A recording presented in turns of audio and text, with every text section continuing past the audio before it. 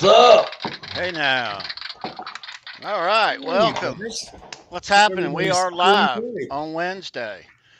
Yeah, it's just a couple of minutes after 9 o'clock on Wednesday. Halenville live. Hope you're doing good. Charles Green. Tommy's with us. We got a special guest tonight. Nice. Yeah, we do. Yeah. How's it going, Charles? It's going great, man. We're working, just burning up here in the South. I know, 100 degrees. It's ridiculous. We're getting through it, though. It's all good. Can't complain. Yeah, 100-degree week. Oh, It is. God bless you. Hey, Ben. Yeah, what's going on, brother? All right. We got some cool kids in the chat. I'm seeing Sandra.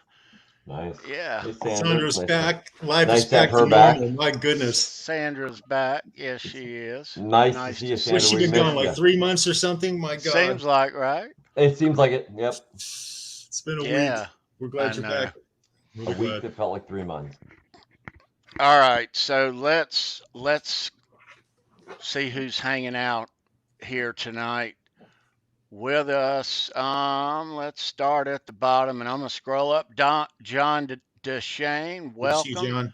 Ed's here. What's up, dude? What's going on, Ed? Keith Campbell. Keith, good to see you, bro. Yeah. R2, R3, Lock and Nut. What's up, Brother, Gary? Right good on, to bro. see you, dude. Thomas Santiago, Thomas, welcome, bro. good to see you, Always dude. good to see Good to you. see you, Tom. And Ryan Hall, good to see you, sir. Ryan, right on, brother. I'm scrolling up. Papa Blue, good to see you, bro. Papa, it's good to see you, Papa. Christopher Live Sour, Right on, dude. bro. Right there, bro. Yeah. Let's see. Ben Coombs, right on, Ben. Good Brother to see Ben. you. We got trivia tonight. I got a really hard question that I don't think anybody is going to get. We'll see. We'll see.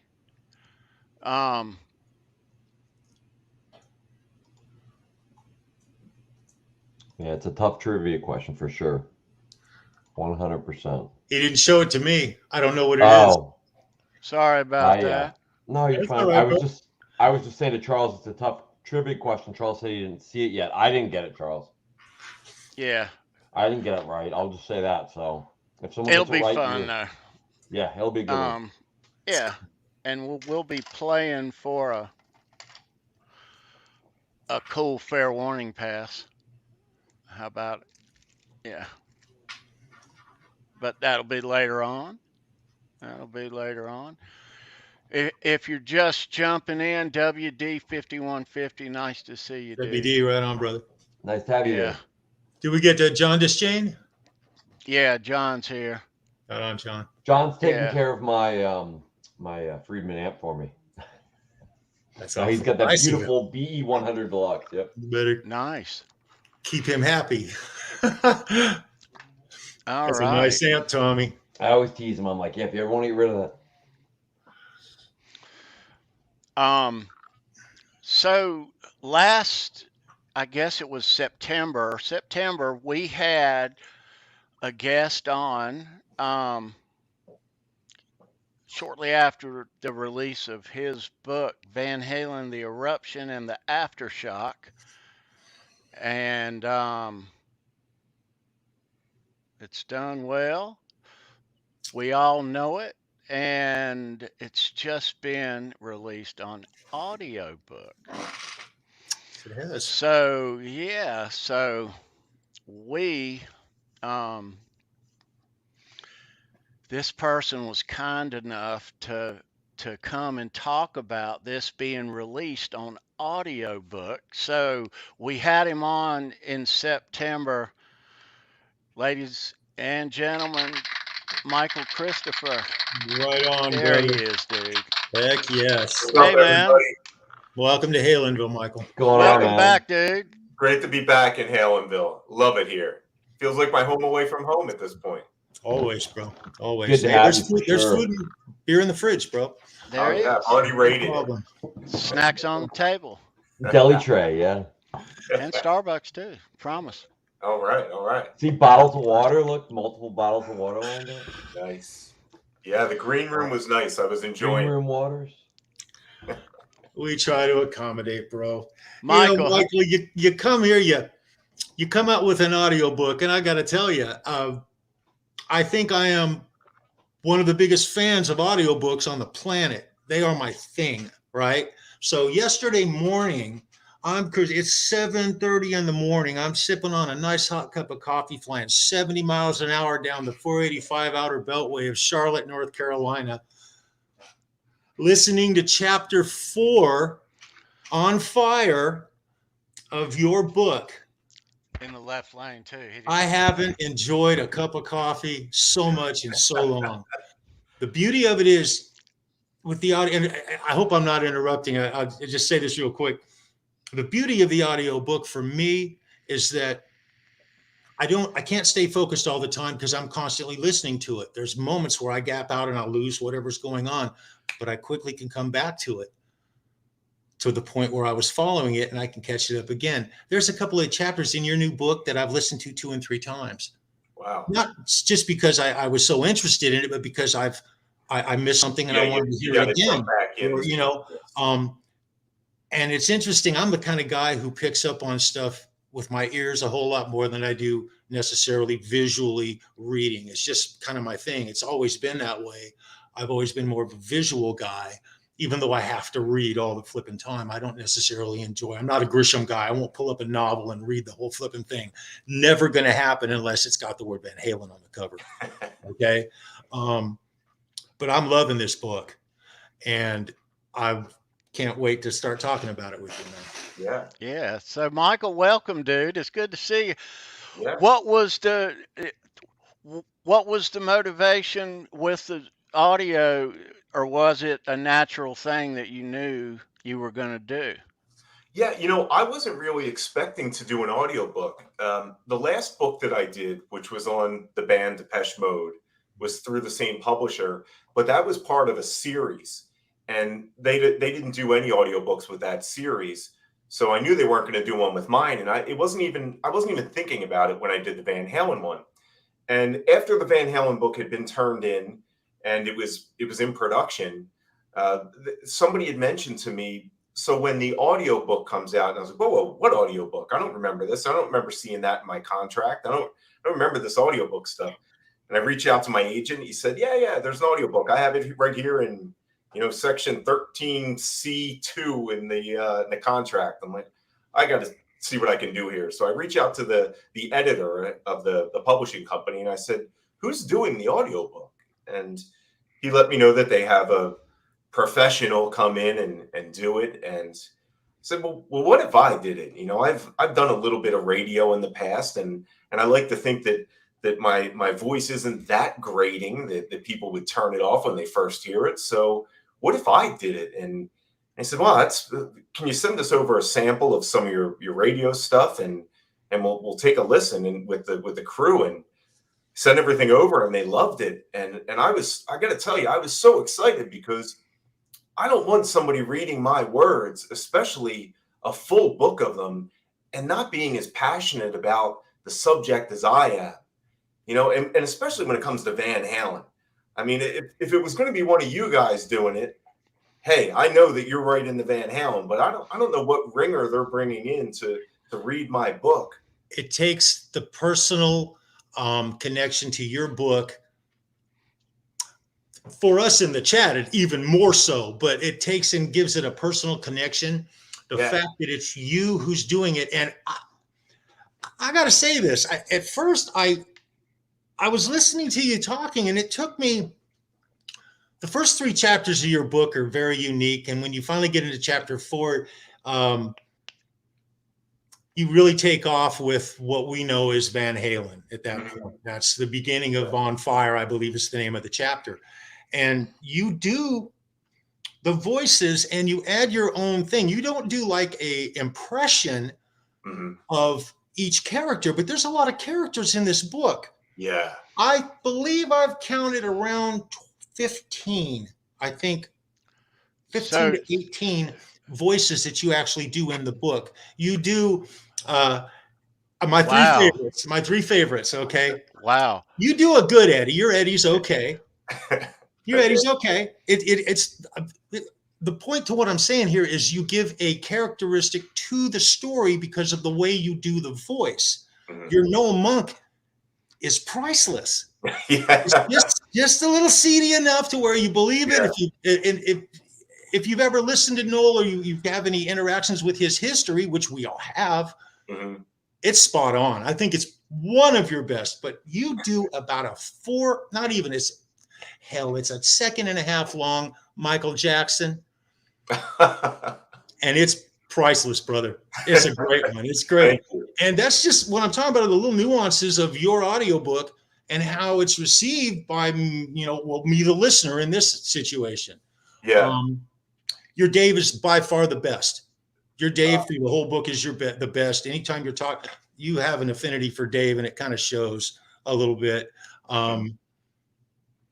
Yeah, that's one of my most favorite things about the book so far. Cool. I'm really glad to hear that. Absolutely. And you give every character that you do, you give it, and I say character, for everyone that you're telling the story about, it gives it scope. It gives it more life when you're telling it.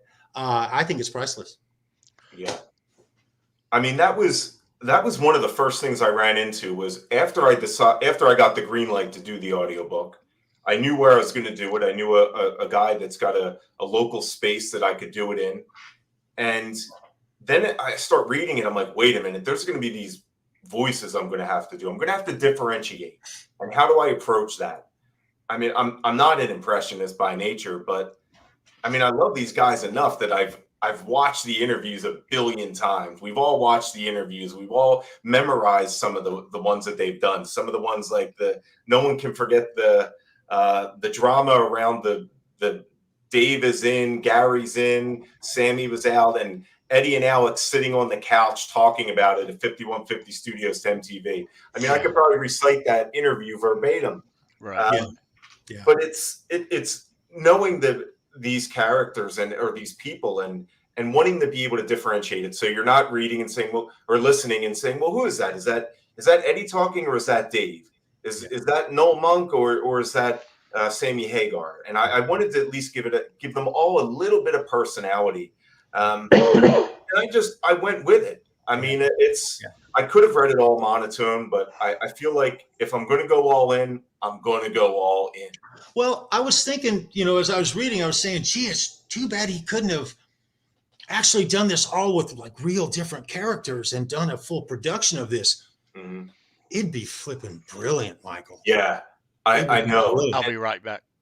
I would be so compelled to listen to it. It would be such entertainment. It would take a book to a different level. So what it would do, Yeah, and I think some other big production audio books, whether it's I don't know, maybe Lord of the Rings or Star Wars, they get these big casts involved that do the audiobooks, and some of them are really fun to listen to. Yeah.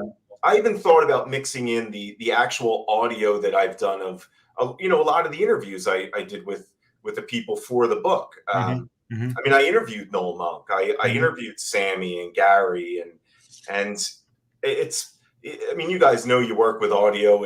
You can't get the same levels, and I think that would take away from it to hear all of a sudden the sound. No, what you did is wonderful because it keeps you tied. It keeps the reader. It keeps the listener tied into you telling the story. You're basically telling a story, and you've got a historian vibe, a very credible. Your voice is wonderful for it. The voice, I wouldn't want to change it. I wouldn't. Yeah, I'm really happy with the way that it came out. It was a really daunting task, and once you get into it, it's really quite involved. I mean, I edited the book as well, the audiobook. So the recording takes, for each chapter, maybe an hour and a half. But then the editing is where that's just what takes you so much. It's a little over 8 hours of audio. Yeah, exactly. Yeah. So the whole book I think it's 8 hours and change. And you really start to hear every little mistake or inflection that your voice makes. And I mean, there was a lot of green tea, a lot of honey. I actually lost my voice for 2 weeks right in the middle of recording it. I mean, it couldn't have happened at a worse time. I just got one of those summer colds. I recorded it last summer. Wow. And it was this time last year, in fact, because I'd gone out to the West Coast to visit a friend of mine, and I almost didn't do the trip because my voice was so bad. I couldn't talk above a whisper. And this is right when I'm in the middle of doing the book. So Of it course, really right? stopped me in my tracks. You know, Oh man, it was akin to breaking one of my fingers while I was writing the book. If that had happened, there you go. It was brutal. But you really, and look, I'm in not even on a close to a level of a professional singer or anything like that. But I could only imagine the lengths that singers have to go to take care of their voice. You know something? Early and just a side note that I got out of this book, and it's, when we read books on this subject, we listen now. I can't believe we're listening to them, but we develop our mindset of how specific characters we're hearing about actually are. I have an idea of how Dave is, and you're presenting the story, and we listen. But what your book specifically does that I really enjoyed, it breaks down. See, this isn't a book about Eddie. This is not a book about Edward Van Halen. This is a book about Van Halen, the band, and everyone around them. It includes all kinds of people, tons and tons of people that aren't just the band members. And Edward is just a central figure in the massive story that you're telling. And so you give facts about Dave and things that he's dealing with Templeman, for instance. And I don't want to jump too far ahead, but when chapter 12, 11, 12, 13, and 14 are 3 to 4 of the best chapters that I've come across in your book, because it's the breakdown between Edward and Dave. You do that really well. You go in, we see you build up to it as well. It doesn't just all of a sudden happen. It's 5, 6 chapters that you're mentioning little things, nuances, things that you keep remembering. Then all of a sudden, wham, here it comes. And you're like, and I say to myself as I'm listening to it, I go, wow, I knew it was going to happen. Yeah. So that's the anticipation to the reader or the listener. That's one of the favorite things I have right now with the read that I've got with your book. You break down Dave, you break down Michael, you give them a human quality, and as you're telling the story about them, you're right there with them. You're putting yourself in their shoes. Yeah, I think that's the key to writing a great story. So I'm enjoying this book a lot. And the audiobook thing is something that I'm just absolutely just excited about, man. See, I'm only up to chapter with your book. I'm only at about I've read the book before. I'm doing the audio now. I have listened to the whole book. I could have easily listened to its entirety one time, but a couple of the chapters, especially 11, 12, 13, and 14, I've probably listened to them 2 to 3 times. I've kind of camped out and spent time listening to them. I'm getting insight into the characters as you're telling them differently from listening to it through audio as opposed to reading it. For me personally, I don't know how it is for the other boys, but yeah, man. Let me ask you, Michael, so I'm a big reader, have been my whole life. Anything rock music, anything Van Halen, I've got it. I've read it. But I'm at my age, and I'm sure a lot of our viewers are old school, like to hold the book, like to carry it with you. How do you convince somebody who hadn't ventured into the audiobook world much? How do you convince a guy like me to with the audiobook? Yeah, it's a little bit of what Charles was saying, where he's read the book, but the audiobook takes it to a sort of a different level. I mean, you can read books, but then you go and you see the play or you see the movie, and it's something you get something different out of it. You get a better sense of the characters, because what you're reading on paper, I really wanted to bring it alive when it was in the audiobook. And I mentioned before about just not doing one flat line tone the whole way across. I wanted to have these peaks and valleys. I wanted to have, when Noel Monk talks, you have this almost crazy kind of character that's got this weird voice, and you're like, wait, this guy is the one that's running Van Halen behind the scenes. And it's priceless, Michael. It's priceless. Every time he comes into the story, I'm like, yeah, here comes Noel. Yeah, It's great. It's giving it a more depth to the story that you already know. I mean, that was part of writing the book in the first place. Is why read this book when there's all these other books out there? And at the time, there, not all the other books had been released yet. We only had a couple, and we had Sammy's book, we had the Van Halen Saga by Ian Christie, and there weren't many out there. But Charles mentioned that this isn't the story of Eddie Van Halen. It's a story of Van Halen. It's a celebration of the band. It's all the artists that are directly involved or indirectly involved with their story. So taking that and then bringing it up to the audio part, where now you can hear it gives it more emotion. It gives it more inflection to what's going on the printed page. And it gives it life, man. It gives it life, a different kind of life. Yeah. And I think if you're a Van Halen fan, and if you enjoyed the book, you're going to love the audiobook. I was really proud with the way it came out and the way that it does. I've heard people say a lot of the same sentiments that Charles said with, it does bring it to life, and it's unique in a way that you've got all these different voices from people, and it's a pretty cool listen. And I said, did he just pull off Michael Jackson? And I went, God, he did. It's interesting that he has this perspective on it, because my fear of audiobooks was I wouldn't absorb it like I would a book. You don't. You absorb it a little differently. It's not the same experience. It's kind of hard to describe. You got to focus when you read a book. When you're reading, you got to get into it, and so you encompass yourself into that story, and your peripheral and everything is just shut off to the world, and you're in the book. With an audiobook, it's a little different. And I'm a kind of guy, I have to multitask during the day. And to be honest, if I just worked and I didn't do things like read and enjoy other things, I would just work. I work all the time, you guys know this. And so I have to find avenues to do other things. I have time when I'm driving. And so, I sometimes I drive 3 hours, 4 hours a day in spurts. And so this audiobook has been kind of an interesting thing. It's been a real interesting thing.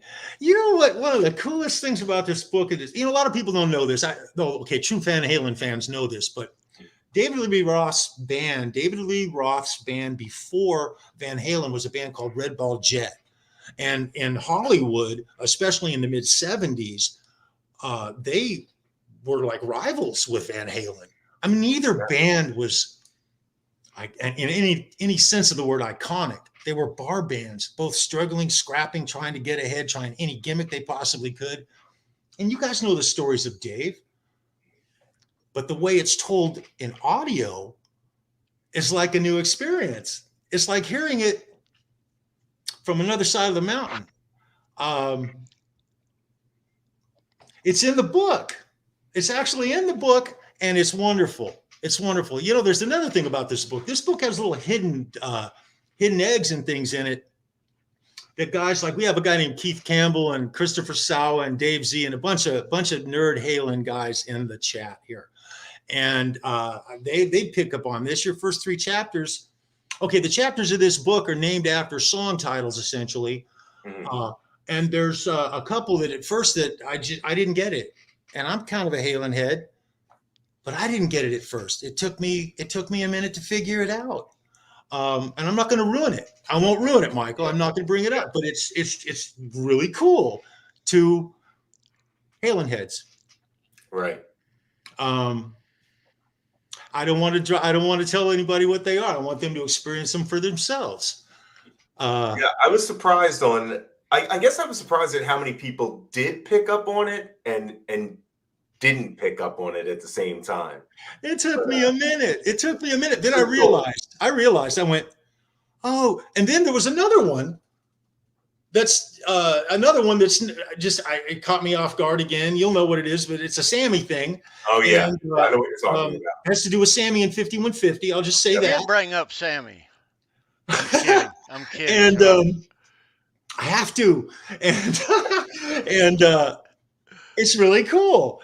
And so you've got the Easter eggs in here too for the nerds, and there's more Easter eggs. Yeah. I've always thought that Gary Sharon moving, and you talk about Gary, you go in depth about every single member that was in this band and then some. And I personally, my feelings about Extreme and Gary Sharon are, I've only ever liked him in Extreme. I've never really enjoyed anything he ever did other than Extreme. And I loved him in Extreme. Yeah. I was sad to see him leave to go to Van Halen. But I've had that same experience ever since Roth left a couple of times anyway. So I got used to it. But, you know, that's just something that you bring out in the book. And there's a lot of things that I've noticed personally from listening to the audio that I catch that I didn't catch reading. And that's just because I'm maybe not the most intuitive reader, possibly. I think what you're going to get out of this audio is you're going to appeal to a whole different group. I think a whole nother level, not another level of reader, but a different type of listener, maybe. Well, there's people listeners as opposed to readers, I guess, is, you know. There's people that don't have time to read books. I mean, look, I'm a physical book guy. I love having the book and holding it in my hands. Yeah. But there's a lot of people that don't have that luxury. You know, they don't have the time to sit there and go through a book. And especially if you're a Van Halen fan, there's a lot out there to digest right now if you're a reader. Mm-hmm. So I think that, you know, whether you're at the gym, whether you're driving, whether you're just doing the dishes at home, it's something that you can just put on. I mean, I'm a big fan of podcasts. I'm always multitasking. I have something on in the background, and I'll do the same thing, Charles, where I've got to rewind a little bit because I missed something, or I've got to go back again. And sometimes it'll be 5-10 minutes, and I've spaced out completely, and I've got to go back. And I find that when I'm listening to podcasts where there's more than one person, or they have an interview with somebody, I can stay a little bit more tuned in. But it's something where, it's something where the voices I think bring. It's easier to pay attention to. I think in this book. Definitely is. It's a major twist. So Michael, when you were crossing the bridge, realizing that you had to put at least some sort of emphasis on these characters, these people in the book, what did you record these? Did it take many takes, or? Yeah, it took quite a few, because I think the hardest thing was not only getting a voice down, but then being able to stick with it throughout the entire book. Because you can't say, okay, this is what Noel Monk is going to sound like in chapter 3, and then he's going to sound completely different in chapter 7. And it wasn't hard with Noel Monk, and it's because he has such a distinctive voice. But with somebody that, I mean, maybe like a Michael Sweet from Stryper, or Stephen Piercy from Rat. They're people that appear in one chapter, and then you don't hear from again until 9 or 10 chapters down the line. So I would have to go back and reference them. But there's a core group of characters in the book that I was like, all right, I'm going to be using this one a lot. I've got to really get that down and make it so it's almost second nature. So there was a little bit of practicing. There was a little bit of making sure that they sounded linear throughout the entire audiobook. it's almost like you could take each character. You could take Noel Monk, and if you could sort of dissect his story out of the entire book and just take that each chapter and pull him into it and reference it in that line, it's a story within itself. There's your Amazon link, guys, in the chat. We'll have both of those posted in the description by show's end. But yeah, will be the Amazon link. Let's see. Is there another one, Sandra? We'll be posting these in the show from here on out. Yeah. There's a Barnes and Noble has this is the worst thing about audiobooks is the publisher submits the audiobook to the different places like Google Play, Audible, Barnes and Noble, and you do a sample, like a 3 to 5 minute sample that people can listen to. Barnes and Noble took the sample, it's perfect. I think Google Plays is a little weird. Amazon took the sample from the middle of my introduction where I'm talking about naming my cat in college after Van Halen song. Yes, it was not that great, Michael. No, I said, man, they could have done better. I'm trying to get them to change it, in fact, but it's I've got Sandra. I think Sandra put up my website too, and there's a link in my, or not a link, but there's a SoundCloud recording of a sample on my webpage of a chapter. So it's if you want to get a little bit of a sample of it, you can go to my webpage, which I'm sending it to Sandra now, and get a kind of a good sense of what it is.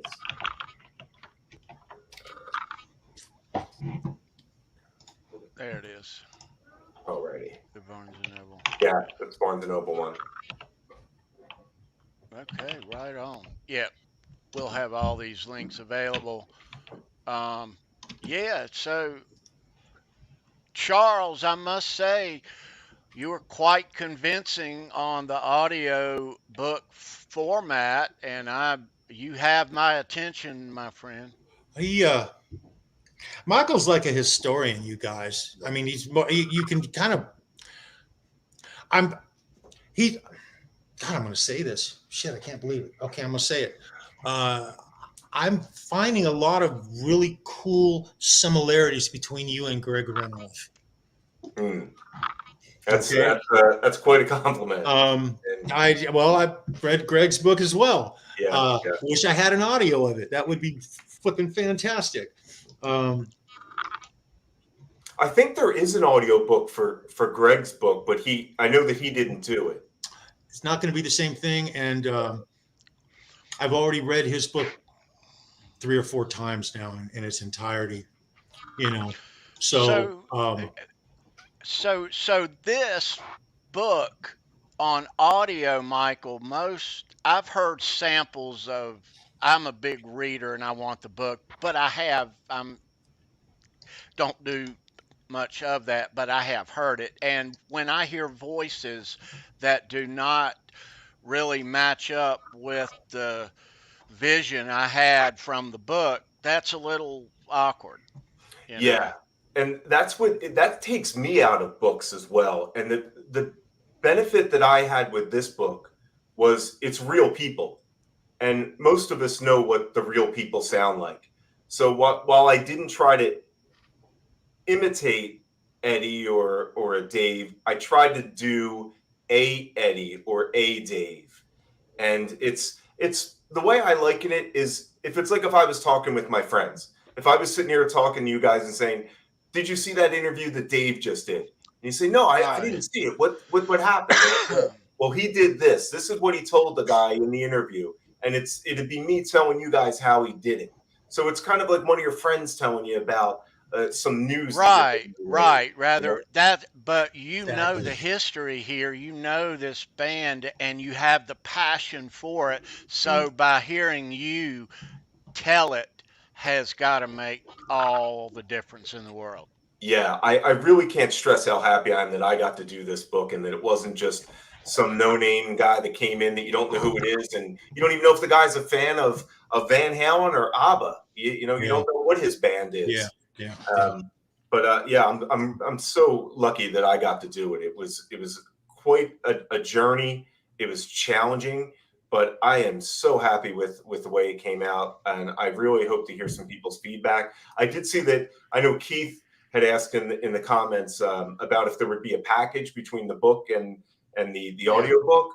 I don't know about that just yet, and I'll have to. I know that Keith and I think we're friends on Facebook off of here, and I'll have to let him know. But I'll relay that to you, Tony. I'll see if there's going to be some sort of package deal with this, because yeah, it's two separate entities to me. I think that they are two distinct. They tell the same story, but they tell them in different ways, and you'll get enjoyment out of both. There's a lot of things you miss. The first time when I did the read of your book, I don't want to ruin the story for everyone in the chat, or anyone who hears this, but let me just say this. Album covers that Van Halen had in the Roth era and transitioning into the Hagar era and beyond, you can camp out on the subject of those all night long. They're very interesting. They are incredibly interesting. And you do a couple of comparisons. Just to keep it short, you do a comparison between Fair Warning, primarily one that I remember right off the top of my head, and another one between Diver Down. And two completely different concepts, but you break it down. We're talking about, I think his name is Kurlik. Yep. And his maze. And Yep. Kurlik maze is what it is. It's quite fascinating. It's real deep. You make some analogies, some comparisons between the Van Halen brothers and that gentleman. You talk about depression, things of that nature. I don't want to go too far into it, but was one of the most interesting parts of the read that I had. And then when you transition, you started talking about the cover of Diver Down. You went into that. Yeah. It looks very plain. It looks almost like it was an afterthought, like, here, we'll just simplistic. It's almost deeper than the Kurlik maze when you go into it. And you break it down. You talk about it. You don't go crazy weird. You just these facts that are just absolutely interesting. I missed it in the read, but in the audiobook, I was like, damn. And I literally listened to that 2 to 3 times. That was one of the sections I camped out on, which is why I haven't finished the book yet. I've still got, here's 25 chapters plus a pre and a post.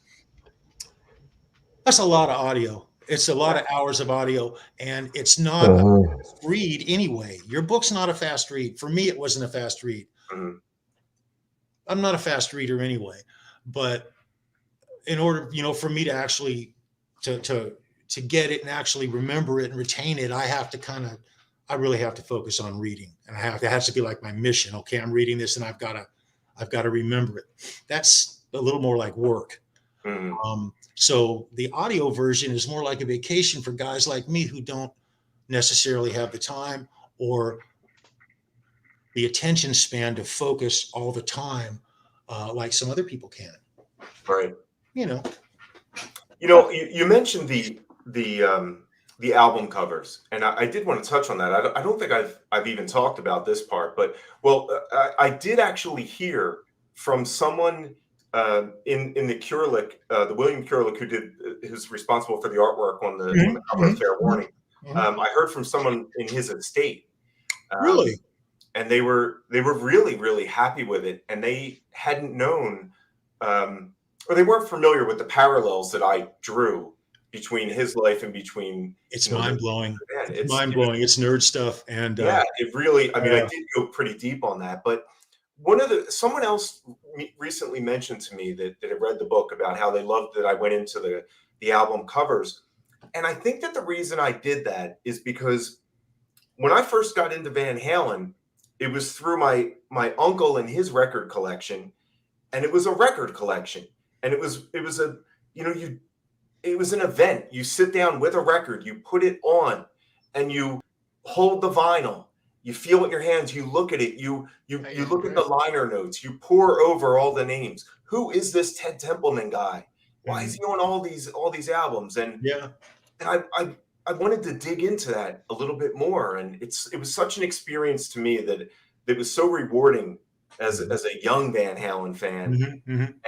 And now, of course, with vinyl coming back around, I get to replicate it in my adulthood. It's a whole new retro vibe, man. Yeah, and digging into it in the book was, I mean, I wanted to, when you first look at a cover, you just see that cover, and I wanted to get into what's it about, where's it come from, why did they choose this image for Diver Down, what's the story behind this one on Fair Warning, who's that guy on the cover of 5150, and I wanted to dig deep into all of that, and it's just as rewarding for me. I mean, I'm a Van Halen nerd, I'm a music history nerd, and I want to know what's going on. Your explanation for the Diver Down cover is in Dave's voice, if I remember correctly. Yeah, it's in Dave's voice. Oh shit, that's priceless. That's priceless, Michael. Yeah, that's good stuff right there. Absolutely. You know, there's another section. The chapter eludes me right here. I want to say chapter 13. Maybe chapter 13. Chapter 13 is actually I Want Some Action. It's an interesting title for that chapter. And Get Up is 14. Mm-hmm. I believe that's where it is. You're talking about Templeman and them wanting,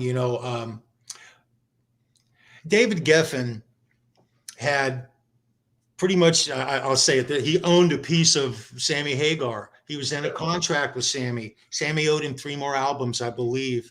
I think they ended up only getting 1 out of him, but he wasn't going to let anyone take his star.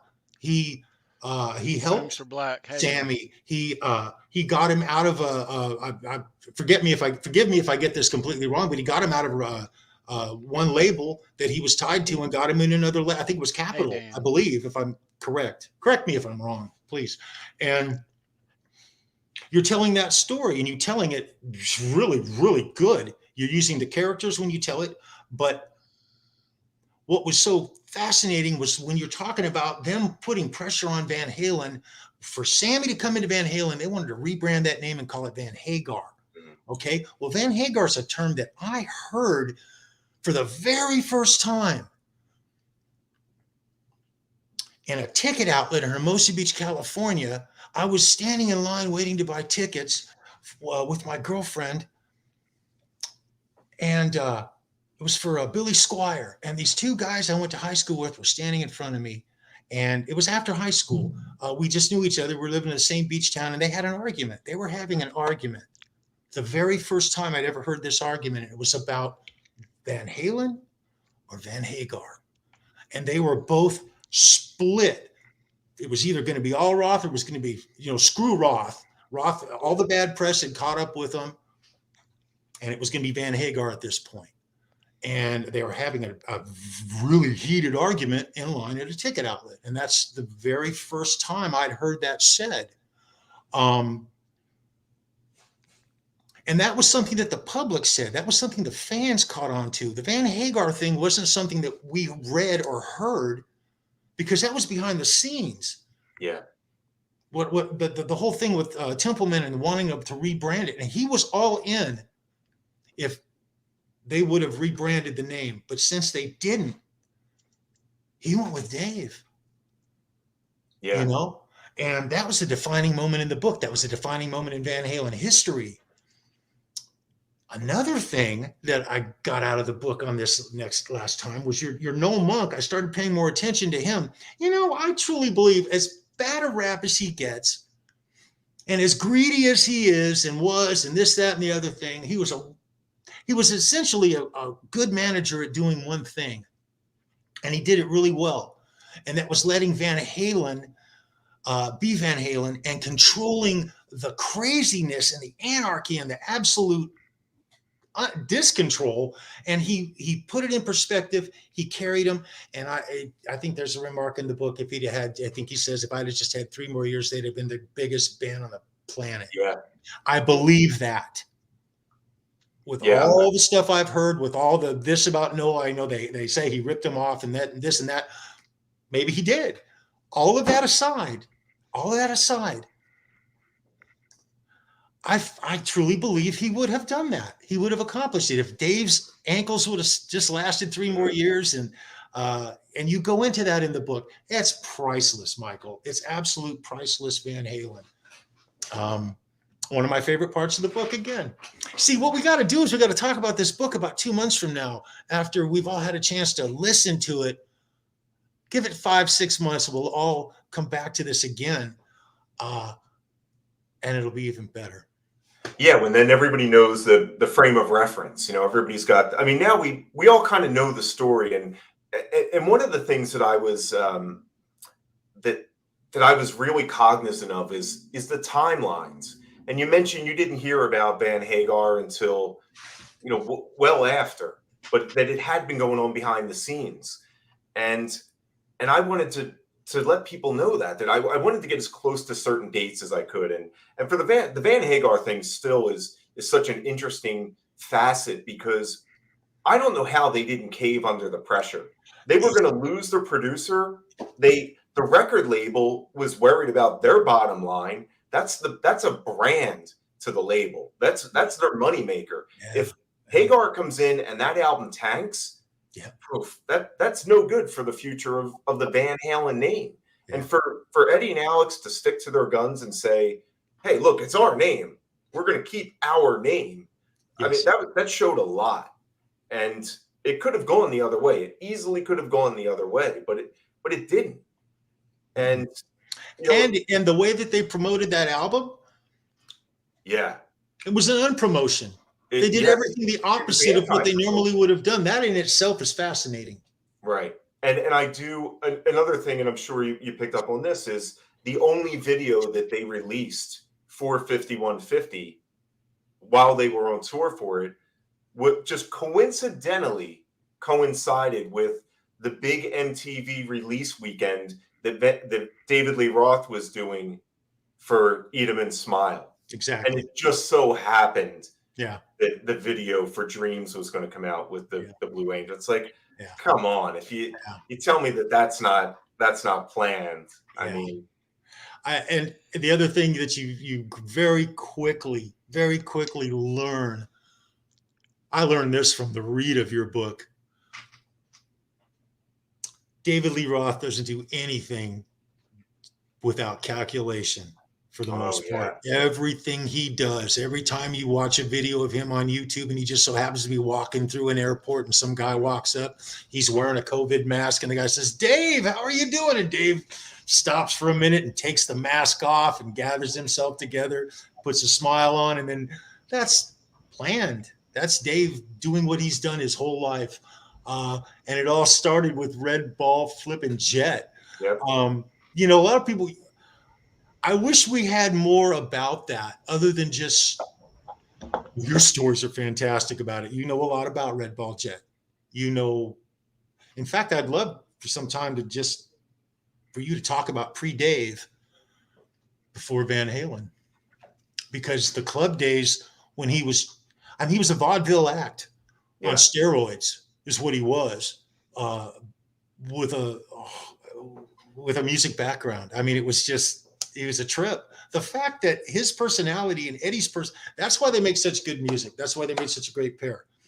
Van Halen brothers and Dave should never be together on any planet because they're the opposites of each other. They constantly fought. You get a good sense of that in the book as well. The way you it starts in the very beginning and your mind keeps remembering what the previous chapters have given you, little tidbits, and you see something arise. You talk about an instance, and then you're going to remember, oh, it's been building up. Here it is. And then there's an anticipation for what's going to happen there. It's so funny how history literally had the potential of going this way and that way. And the fact that it went the way it did, it's just miracle, because it really could have gone all kinds of different directions. There was no defined path for Van Halen ever. I don't think that the Van Halen brothers thought that they'd be saddled with this annoying guy from high school that they were like, all right, we're just going to let him come up on stage and sing a couple songs just to shut the guy up. And then, 40 years later, he's still intertwined with their legacy. And I don't think to this day, I don't think any of us have really got any insight to who David Lee Roth really, really is. The fact that he became David Lee Roth, I'm not sure if it's a club foot, but he used to, you know, the things that you used to have to wear in the 60s on your foot in the late 50s and 60s for club foot. Yep. He had one in his early age. He wore one. Yeah. I find that amazing that he overcame that. Right. And became not only some people overcome that and they can walk. Yeah. He overcame it and went to another level. Literally, he's jumping off of drum risers. You know who I thought of when I was reading it, the story? This is really stupid. I don't know why I'm going to say it, but I'm going to say it. I thought of Forrest Gump. You know that scene where he's running and got the thing in his legs? And the That's what I braces was thinking of when I was reading that. And I was like, oh, okay. I don't know why I'm sharing it, but I just did, you know. Very cool. Yeah, that's very cool. It's funny because Dave wore those same things. Yeah. But talking about, I think I do mention that press conference that Dave did on the Eat 'em and Smile tour. And I think it's available on YouTube. Anybody can look it up. But it's when he was getting asked about Van Halen and sitting on the stage. No, this is another one. It's an actual press conference that he's giving in, I think, Montreal or Toronto, and his voice is shot. And he had been asked about fans choosing between either Van Halen with Sammy Hagar or David Lee Roth, and he just goes off for a good 2 minutes about how they're making the fans choose and how that's not right. And he's getting really indignant about it. And I think it's the most his guard has ever been let down. But then right at the end of it, he picks it right back up. I think it clicks and he picks it up and he says, but, you know, at the end of the day, I tell them, you know, bring it on. I'll eat you and smile, man. And it's Dave never let his guard down. He never let the real Dave shine through. But if you look up that press conference, it's really short. It's only about 3 minutes long, 4 minutes long. But you get a real sense into the psyche behind Dave. Yeah. You also you divulge in your book, and it's been in a couple of the books that have been out, but you do a really great job of this, telling the part of the story where, well, it's more of the interaction between Dave and Sammy and how, Sammy had influence very early on in Van Halen, way before we ever heard. The fact that 5150 was, I would imagine for the most part, a lot of the songs were already Van Halen songs. Dave was really supposed, that was supposed to be a Van Halen album with Dave. And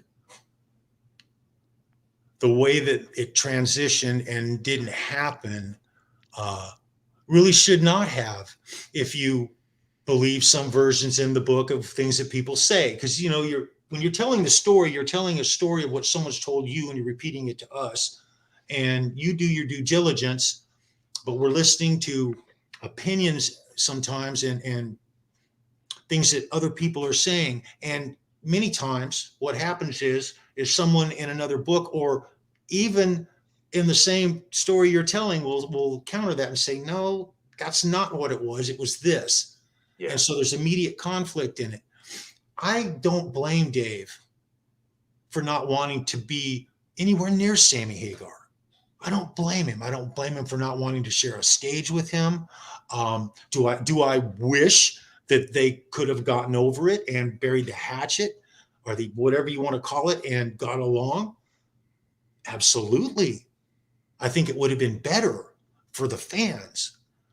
But, knowing what we know, I don't blame him. And at the same time, I don't blame Sammy so much. I've always been a Roth camp kind of guy. I still am, because I was there in the beginning and that was the thing. So I don't blame Sammy for doing whatever he had to do to further his career. And saying no to Van Halen would have been crazy. I don't blame him for that. That would have been a crazy thing, because I'm going to say it like this. You talk about the stuff in the background. Nice. But the stuff that we saw was Farm Aid. We saw Sammy get on stage with Eddie Van Halen, and their stock went up immediately with the American public and the world. It was almost a sure thing. I mean, their favorability rating was through the roof. It was good, even with that half-ass version of rock and roll. It was wonderful. Yeah. And so the powers that be immediately wanted to rebrand the Van Halen name. All this stuff started working. And that story right there in the book, hell, that's one of the best reads in the book so far for me. You go very deep. You go deep. You talk about it. And what I got when I came out of it was a sense of being there in the story. Yeah, very cool, man. Very cool. I don't, to this day, I don't understand why it wasn't a bigger story at the time with Dave leaving, however he left, in the mainstream media. I mean, and I talk about this in the book where 45. Hey, dude. You know, Dave had been out sometime in the spring of 85, and Rolling Stone reported it as an aside. I mean, it wasn't even in the random notes section. It was something about Eddie and Valerie, and it was just a little. Yeah. I remember that. And then, you know, most of us found out about Sammy being the guy from the Farm Aid appearance that you talked about. But a couple weeks before that, Van Halen as a band with Sammy appeared at the MTV Music Awards where Dave was presenting. That would have been a perfect opportunity for someone at MTV to just grab one of them, grab somebody. And nobody did. Yeah. Nobody did. Yeah.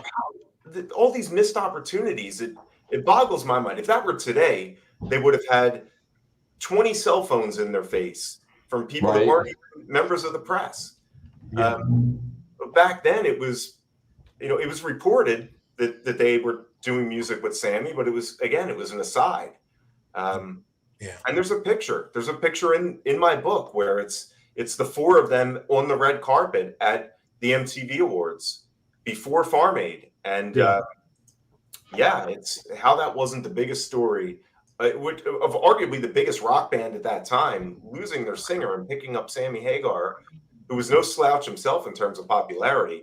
I still don't get that. I'd love to sit with the decision makers or the editorial boards from that era and say, why was this not front page news? Why are you talking about Eddie and Valerie's marriage and not the marriage between Eddie and Dave? Yes. I agree with you, man. I agree with you 100%. Here's a crazy question, but I know we're getting into a point, Michael, where we're going to be doing, I think, trivia here pretty soon. Not to cut in on you, Tony, bro. I'm going to hold a couple of thoughts. Right now on that, Michael. Okay. Keep them for a little bit later. All right. I didn't do Here it. we go. It's trivia time. I didn't do it. Nice pint glass. I like Smithwick's too. All right. So we are going to venture into trivia, I guess. So somebody's going to score a fair warning. Thank you, Sandra. A fair warning pass for tonight. Might be you. So what I'm going to do is I'm going to show. Now, I showed a couple of them backstage.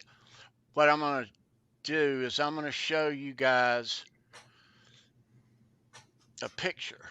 Okay. But before if you're the winner for trivia, there's an email address in the description, trivia winners email. Hit me your name and address, and I'll mail you that fair warning pass tomorrow morning. I'm going to show you a picture, okay? And there it is. Okay. So I guess this looks like the back cover of OU812, right? Okay. Here's your question about the picture. You ready?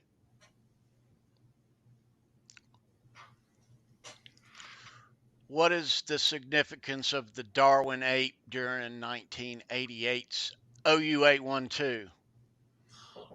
Oh, that's a really good question. I have no idea. Honestly, I'm being honest. I should know. They're gonna. Tony, don't pull my Van Halen card. Not a chance on that one, Tommy. Not a chance, brother. All right. So, what was the deal with the Darwin 8 that was on the back cover, and it appeared on various backstage passes and other things in the teal blue OU 812 era? That Darwin 8 showed up all over the place that year, kind of like the Western Exterminator man showed up all over 1984. So, yeah, so what's the significance there? Why the Darwin 8 on all the stuff?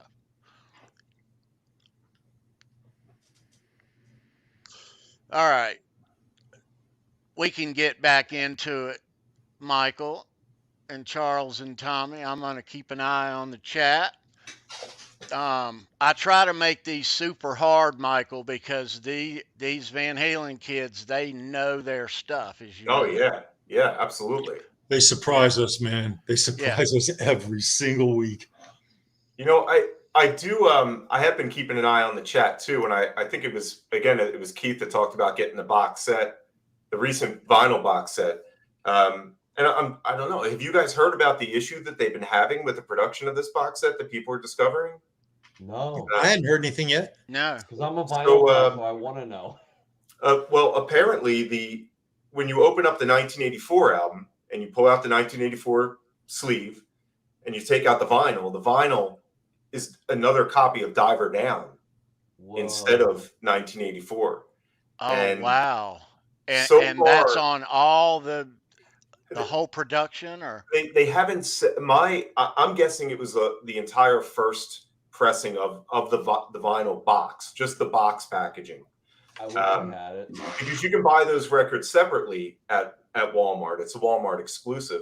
Okay. But I've been seeing it not just in Van Halen groups, but I'm in a couple of the vinyl groups, and a lot of people were looking to get this box when it came out because it's got a really nice slipcase with the old school Van Halen logo on it, and they're opening it up, and in 1984 it's Diver Down.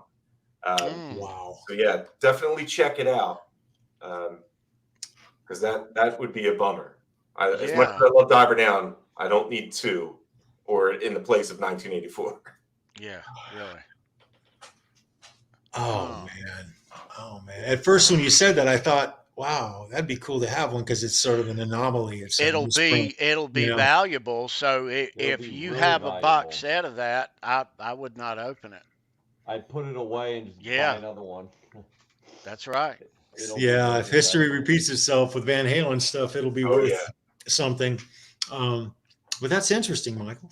Mm-hmm. Well, Van Halen has had a few of those little weird things happen. I mean, if you remember when the Best of Volume 1 came out, and Running with the Devil had the first and third verses were flipped, or the second and third? I'd heard that. That's great. And that was only on the first pressings, but then they did it again when the song was on. It was Running with the Devil, and it was on the Detroit Rock City soundtrack. That, if you remember, that was the movie that was surrounding all these kids that were trying to get to a Kiss concert. Yeah, that was a great movie. Yep. It was a great movie. Yeah. And the soundtrack is they did the exact same thing. They just used a version that flipped those verses, but that was never corrected. So if you go out today and you buy the Detroit Rock City soundtrack, or even if it's available on Spotify, and I don't know if it is, but it's got those verses flipped in Running with the Devil, which I always thought was a cool little thing. Because you don't really notice it at first, but then you're thinking, wait, shouldn't the song almost be over? Why are we getting into the guitar solo now? Yeah. It's kind of trippy. That's cool. That's so cool. Yeah. Interesting. Man, where were we, Michael? We were talking about, I was talking about Dave and we're talking about Sammy. And I got to be honest, I'm thinking about nothing but that ape on the back of OU812 right now. That's all I've got on my mind. So The chat's in a quandary. Yeah, you may have got him, Tony. Yeah, I'm going to say it. You I might might have get him got him. tonight. But Keith knows the answer. I'm fairly certain of that. We'll give him a while longer. Michael, Keith Campbell, dude. We have some big news about Keith Campbell too. He's the biggest nerd Van Halen head I have ever met. I just said it. I know a few of them, but he takes the cake. He takes the cake. I'm going to try to load something in. I'm going to show you next week. For next week, but if I can load it in, let me. I may have too much stuff in here. No, that's not it. Anyway, I'll be finding it. Very cool. Very cool. Yeah, I'll find it. We'll talk about it next week. Yep, a little hey, later. Hey, Michael, quick question. Is there another book in your future, Van Halen book? I don't know. I do not know. It is my favorite thing to write about, my favorite thing to talk about. So, well, there's a couple of books in the book you wrote. If you were to take a couple of different paths and analyze those paths, the management, the way management interacted, I still haven't latched on to all the nuances of the story of management in Van Halen. The simplistic things of who did this and that, I get it. But there's so much more. There's so much more. Quite a bit. And Van Halen hasn't had a lot of managers, but the ones they did, the stories are so deep. Yeah. Between Ray Daniels and Ed Loeffler and Noel Monk, and Marshall Burrell, it's just like, God, each one of them had their own. You could do a book on each one. Yes, almost. yes, yes, you could. But yeah, it's there are quite a few in there. I do have another book that is on the docket right now, but that's all I can say is that I've got another book. Oh, that's cool. That's totally cool. There'll be something in the future from you. Yeah, that's great. Let me say this. I'm gonna go ahead and cut off the trivia since I guess I win tonight. Yay. Let me share the answer with you guys. Are you sure nobody's answered in the chat yet? Have we double checked? I'm sure. We'll give them one last go. If you got one last guess. Come on, guys. Dig deep. Throw it out there. Throw it out there. What is the significance of the Darwin ape during 88's OU812? I do know a little bit about the Darwin ape. So if you before you give it away, I don't know the answer to the question. I just know who sculpted it, and I know when it came out. Yeah. But all right. So I'm not seeing any answers here, so I'll go ahead and give you the answer. So there's the question, and there is your answer. Oh. Wow. All roads lead to Van Halen, you guys. And it was Alex's idea with the Darwin ape. Very cool. Very cool, Tony. So that seems like an Alex thing. What a great question that was. So I finally won one. I finally did it. Now, Tony. You did I try to make them as hard as I can because I know how awesome the chat is, and they are Halen heads. Right on. So great. Awesome. Yeah. Tony, I'm going to send you a question for maybe a future one that I think will be a little tougher. Not tougher than that, but a little tougher than the norm I'm talking about. Right on. Very cool. Absolutely. Cool. Very cool. Yeah. Yeah, I would love to get one of those promos of the OU812 version of the 8. I know that not a ton of them were made. It's almost like the object that was used for Led Zeppelin's Presence. Right. They sent out a bunch to radio and print, but they're really hard to find these days. And there's, at least with Led Zeppelin, there's so many knockoffs of the object, so many counterfeit ones that have been made out there. Yeah.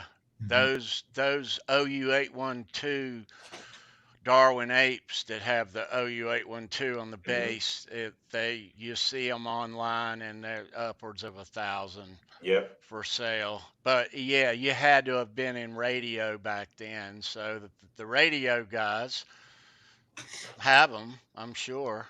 Yeah. Yeah, that's when you don't let go. At least I know I wouldn't if I had my No, I would love to have one. Heck yeah. Yeah, I would love to have one. All right. What kind of metal was that made out of? Heavy. It looks really heavy. I've only seen pictures. I've never seen one in person. It looks like bronze.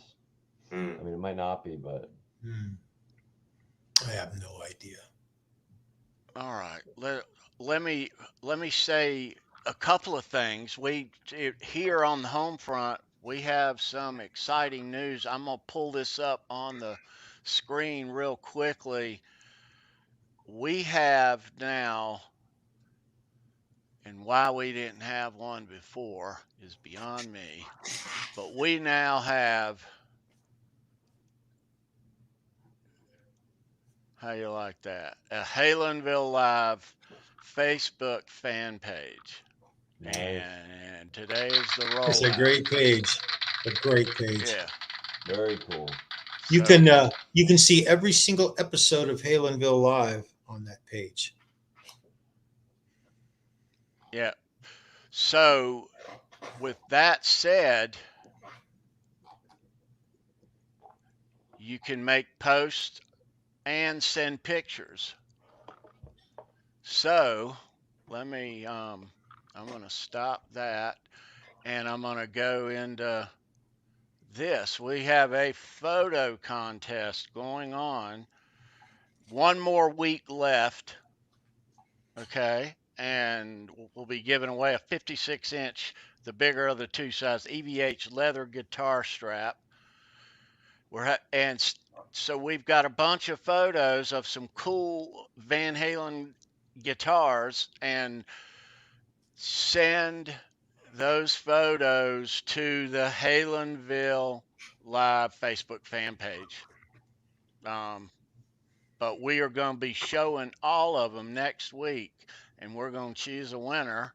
And we have a special guest. And since I'm on a roll, I guess I should go ahead, Charles, and tell them the special guest, should I? Absolutely. As long as it's okay with Tommy and Sandra. Yeah, let's give it to them. All right. So we're going to, and I've just loaded this in. So Hey, next week, we're going to give away this strap plus show all the pictures, all the entries, and our special guest for next week, and it's his birthday too. He's probably the biggest Van Halen fan any of us know. Yeah, for real. I know. Yeah, but he's a bigger fan than Michael. And Michael, I know that's a really bold statement to make, but I swear to God, it's true. How it could be true? He's got like Van Halen diver down, like in pillows and just crazy deep stuff. Like he knows just about. Like he's got that one today, the trivia. He just knows crazy amounts of stuff. You'll see a lot of Keith next week because there he is. Check it out. All right. That's next week. Cannot wait. I love it. Very cool. Very cool, man. So that's your card for next Wednesday. super fan night with the biggest Van Halen fan in the world, on the planet, on his birthday, no less. So Nice. yeah, Very cool. I'll be here for that. Excellent. Excellent. that's going to be fun. Keith's great. Keith is a great supporter of this community, of all things Van Halen. He's an awesome dude, and love hanging out. And we'll see Keith here next Wednesday. Yeah. That is All right. awesome. That is awesome. All right, so that's the heads up. With that, let me go ahead and get a couple of things on out of the way. A couple of people and links that are down in the description of these shows and are always are our friend Greg at Legend Picks. If you want guitar picks made, custom picks, he's made for all these people and us, and he will make them for you. He's a great guy. His links are down below. And if you want a custom guitar built, we know a guy, and his name is Neil Daly. Build some good guys. He's sorry he couldn't be here tonight, he said, but Neil's links are down below, and they're always down below, so check him out. And if you dig the guitar on the cigar box side, we also know a guy. Custom. Yeah. You got a guy. Brendan B. Squared. You see him around here every Saturday, and you see him on Wednesday sometime. But he handcrafts these things, and he's done some awesome work lately that we've seen. But he can make you one that looks like this or something else of your like, and hit him up. His links are always down below. Brendan, yeah. Oh, let's see. That's all right. All right. There we are. Sorry. That's current events now. That there's more later, but stay tuned. But yeah. I'm reading the chat. Michael, we have the best darn chat on YouTube. Everyone on this chat is just fantastic. I'm wrapped up in it. Yeah. I'm trying to be present and trying to check that out as well. I'm multitasking. You really got to multitask if you interact with them and do a show. It's kind of cool, man.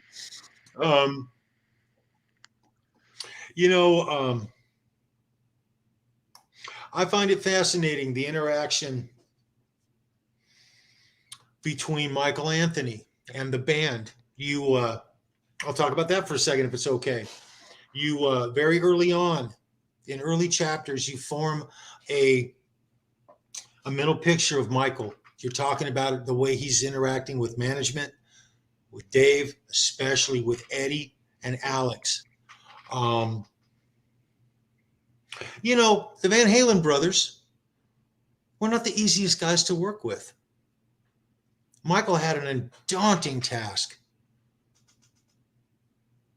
for longevity, just to stay. And, when they wanted to cut him out financially, you go into that in the book. You talk about it in depth. It's another one of the most interesting parts of the book that I've heard.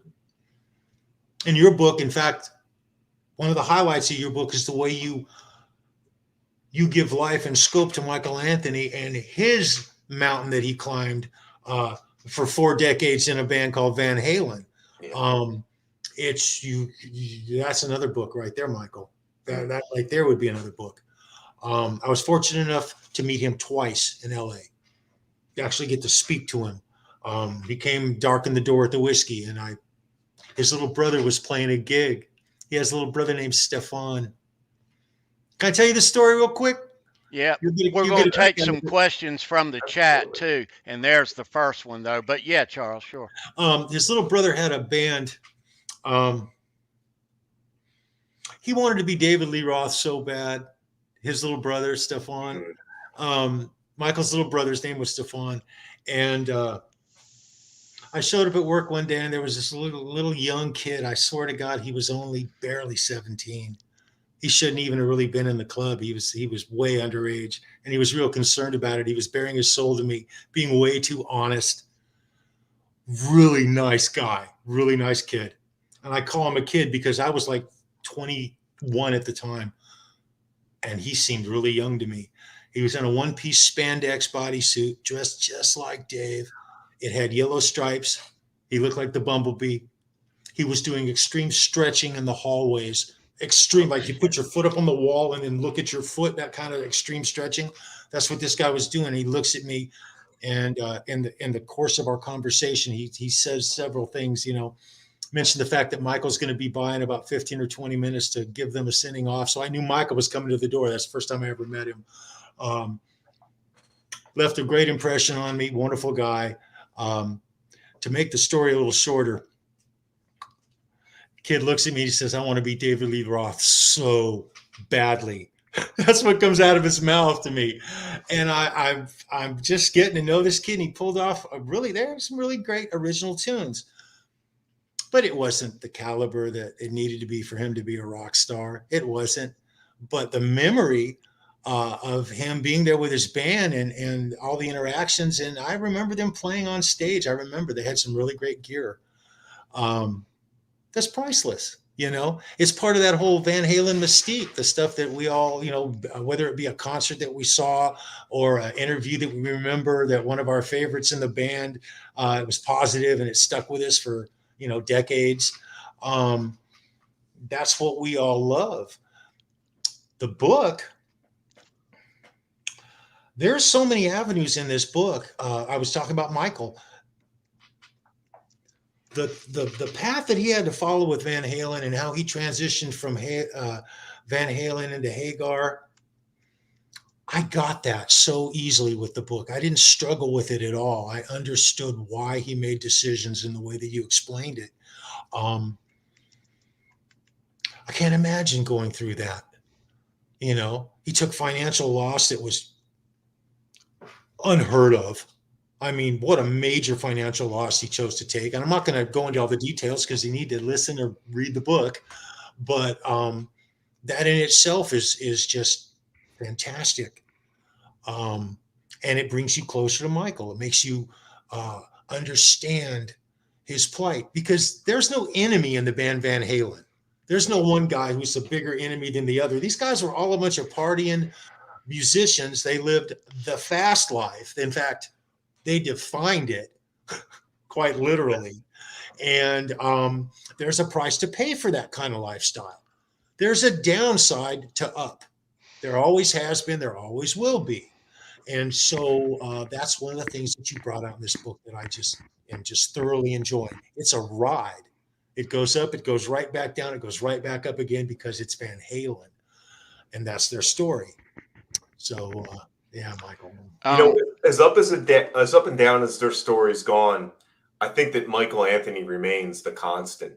I mean, you've never heard him get into the verbal battles that they've had, and even I think it was Noel that said to me, he said he can't believe how dirty they did Michael, and you never heard him complain about it. And it's funny when you hear Noel Monk talking about how they did somebody dirty. I know. Yeah, if that's not pot calling kettle black, I mean, that's brilliant. It's real. It's real. It's absolute real, man. Right. Hey, Michael, we got to get some questions from the chat here. Yeah, let's turn the corners. We got a question up here. If you got questions, get them in the chat. Type them in the chat. So, do you play guitar? Holly Lewis wants to know. I do not. I mean, when you see Eddie Van Halen play guitar, it just makes you put any guitar you have in the closet and never look at it again. No, I don't. The only musical aspirations I had is when I lived in Philadelphia, I did a little bit of singing, but it was just for fun more than anything else. And I much prefer writing about it, because I just love the stories behind music. So I don't create it, I write about it. Very cool. Very cool. You look like you could pull off a great Scott Weiland, though, at Halloween, bro. You could do it. I'll keep that in mind. Where in Philly did you live? South Philadelphia. I'm sorry? South Philadelphia. Oh, okay. Yeah, my brother lived at like 10th and like between 10th and 12th. Yeah, I was down around 10th and Catherine. Mm. So, yeah, right off of South Street. He was, I'm trying to think what he was supposed to. I don't remember now at this point, but yeah, I was originally from that area. I live, you know, outside of Philly now. I live in Downingtown, but like I was born in Camden, so.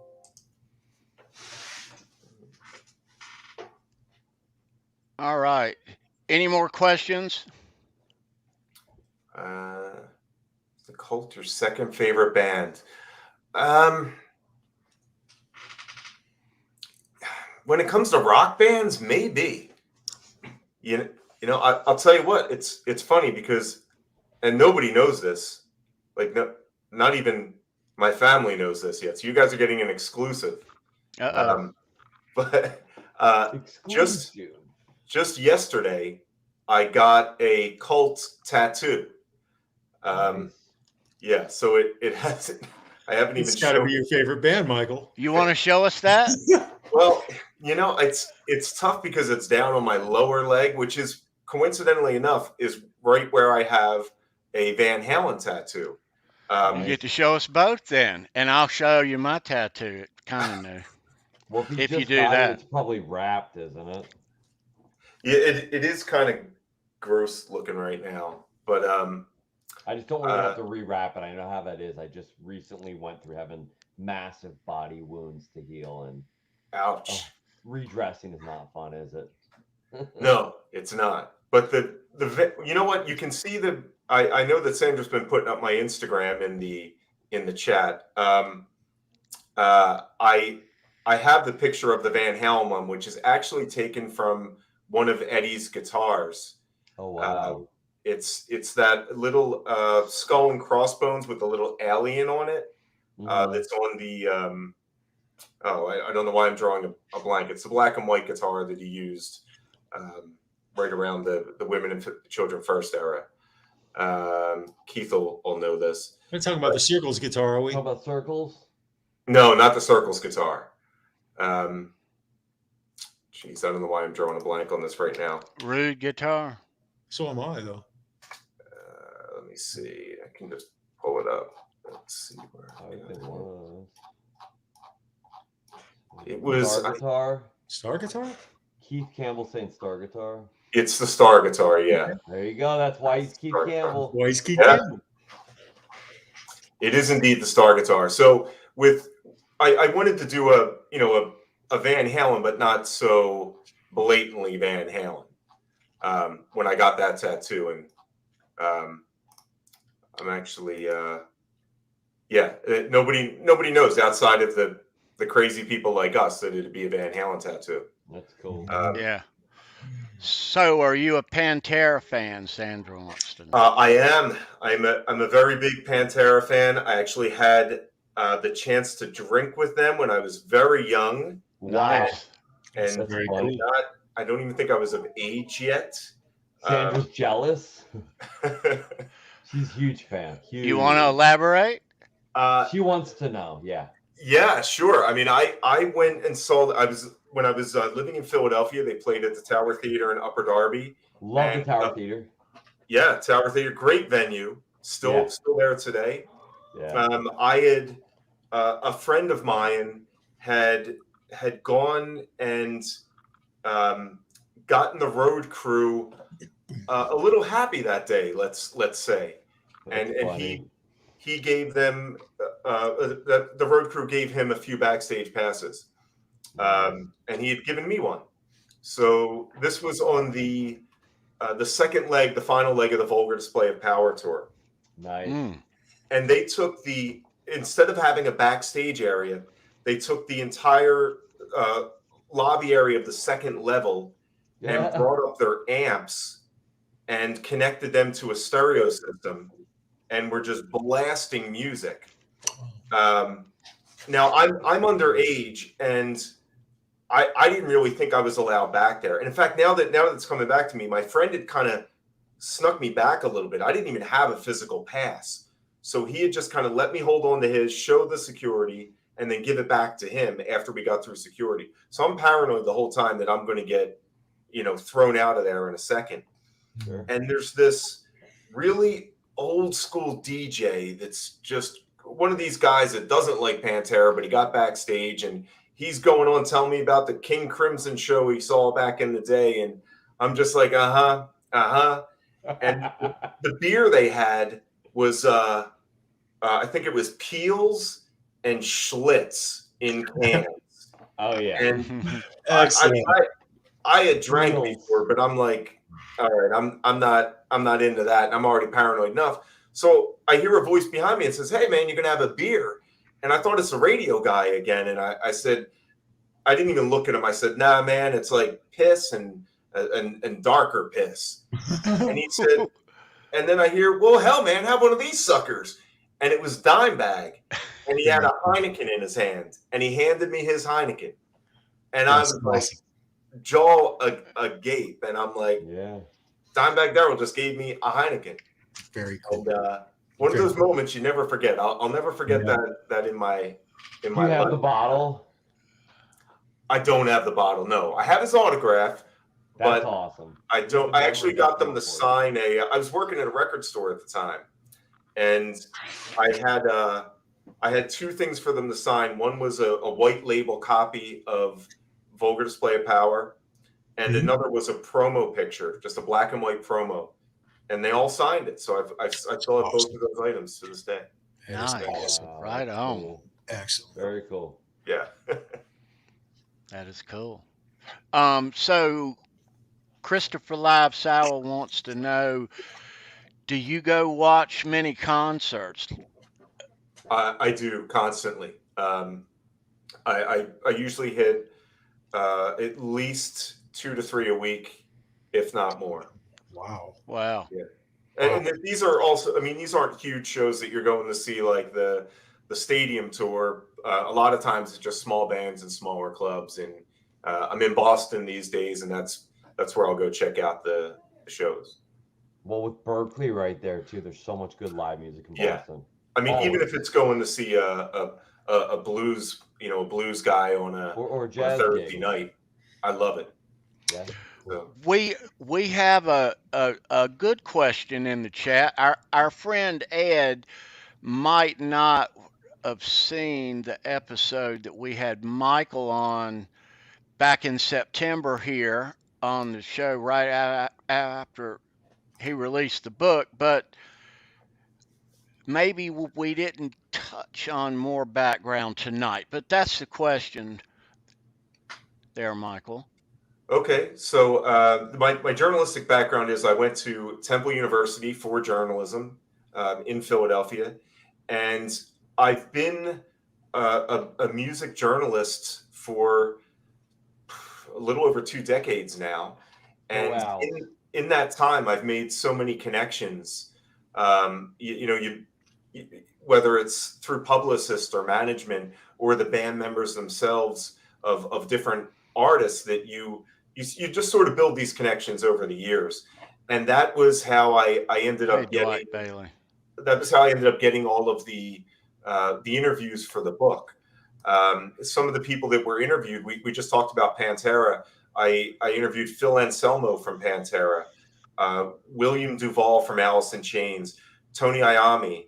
I love William. I love him. William is amazing. Phenomenal. I've known him since his pre-Alice in Chains band, and he was a great source. He can play phenomenal rhythmic guitar while singing something that is rhythmically like different, the vocal line, and I don't know how he does it, and he just makes it look easy, Which to me, that's a true sign of like someone who's that good, is like they just make it look like Eddie. He just made it look like it was easy on stage when it's not easy.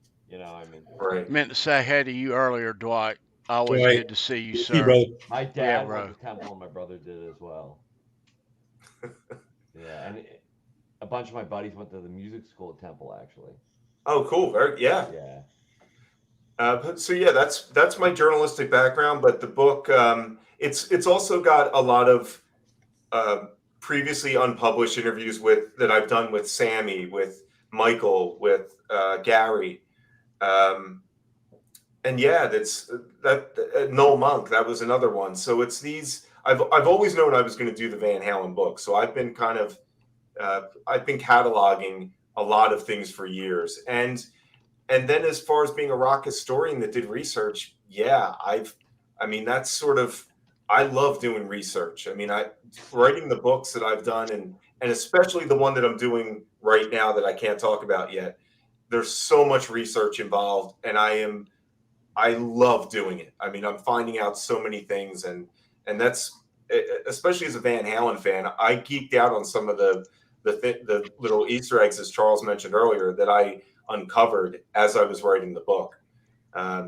But yeah, what was it like discovering those things? Because you had to have discovered them before you shared them with everybody. I bet you were flipping out. You know, I've got a best friend and then a couple adjacent friends who are just as into Van Halen as I am, that I was able to at least share it with, because, you know, there's been times when I discover something and I'm like, I got to tell somebody. There's somebody and I can't tell anybody because I don't want to post it on social media. No, you can't say a word. Yeah, so there's a lot of picking up the phone and, hey guys, can you chat? I got to tell you this story about David Lee Roth from 1982 that no one knows, but I'm going to tell you, and then it'll be in the book. So yeah, there was a lot of sitting on things. There's your Amazon link in the chat, kids, and SoundCloud, and these links will be in the description at show's end. So yeah, you can get it, and it sounds exciting. It for us old guys who might not be a fan of audiobooks in general. This is, and not really just this particular audiobook, but for me, all audiobooks in general, very eye-opening. How the audiobooks being received, and with the voices, I'm gonna have to convert. You know, you need to give it a shot, bro. Absolutely. Yeah. Absolutely. Yeah. It's really great at work. You know, works. Everybody wants some. What's right? up, dude? But it's nice to be able to bring something. You know, we all listen to music, but listening to audio, it's not reading. It's not like reading at all. It's like it's almost like a movie in your head when you're listening to it. You can get lost in the story. Like I said, especially when it's a good story. The reason that I've never been, because I've been too afraid I couldn't absorb it. I'd get lost in other things or driving or whatever and not absorb it. So, but I'm definitely looking at things in another light. Yeah. I think if it's done right, it can convert you. And I hope that this one can convert somebody. So I'm sure that the audio books in general, Michael, are popular among younger people these days. You know, that's what I would think. I think it's popular with young. I mean, you know, look at back in the day, you had books on tape, which was such a rarity. You know, the only people that really listened to them were, you know, truckers that'd be on their overnight runs, or the truck stops in North Carolina. And my dad listened to them all the time. My dad listened to motivational speakers on tape. Have you ever heard Zig Ziglar, the greatest salesman? The greatest salesman, Tommy. You're right, man. Yeah. But I think more people are getting open to, with the advent of podcast popularity, you're seeing a lot more people say, well, maybe I'll try an audiobook if it's basically like a really long podcast. Yeah. It's real important that the voice needs to grab you. The voice needs to it's what sets the entire tone. You're going to listen to it for a very long time. And so you got to be able to get comfortable with it. You have a middle of the road mainstream voice. You can understand your words when you speak real easy. You articulate well.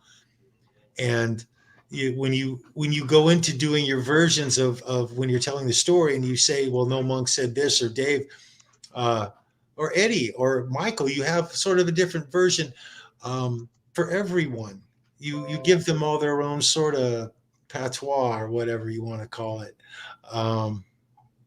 Yeah, man, Michael, it's a great book, brother, and it's a wonderful audio, bro. Wonderful, just wonderful. Thank you. Yeah. All right. Where are we at here? We're at 141. And there's so much that you haven't said.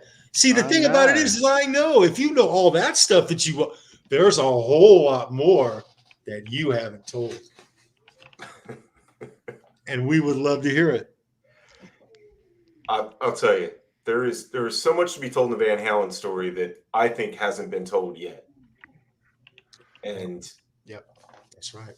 I mean, when you said that there's another book in there, I think there's still so many books that can be written in this story. Yeah.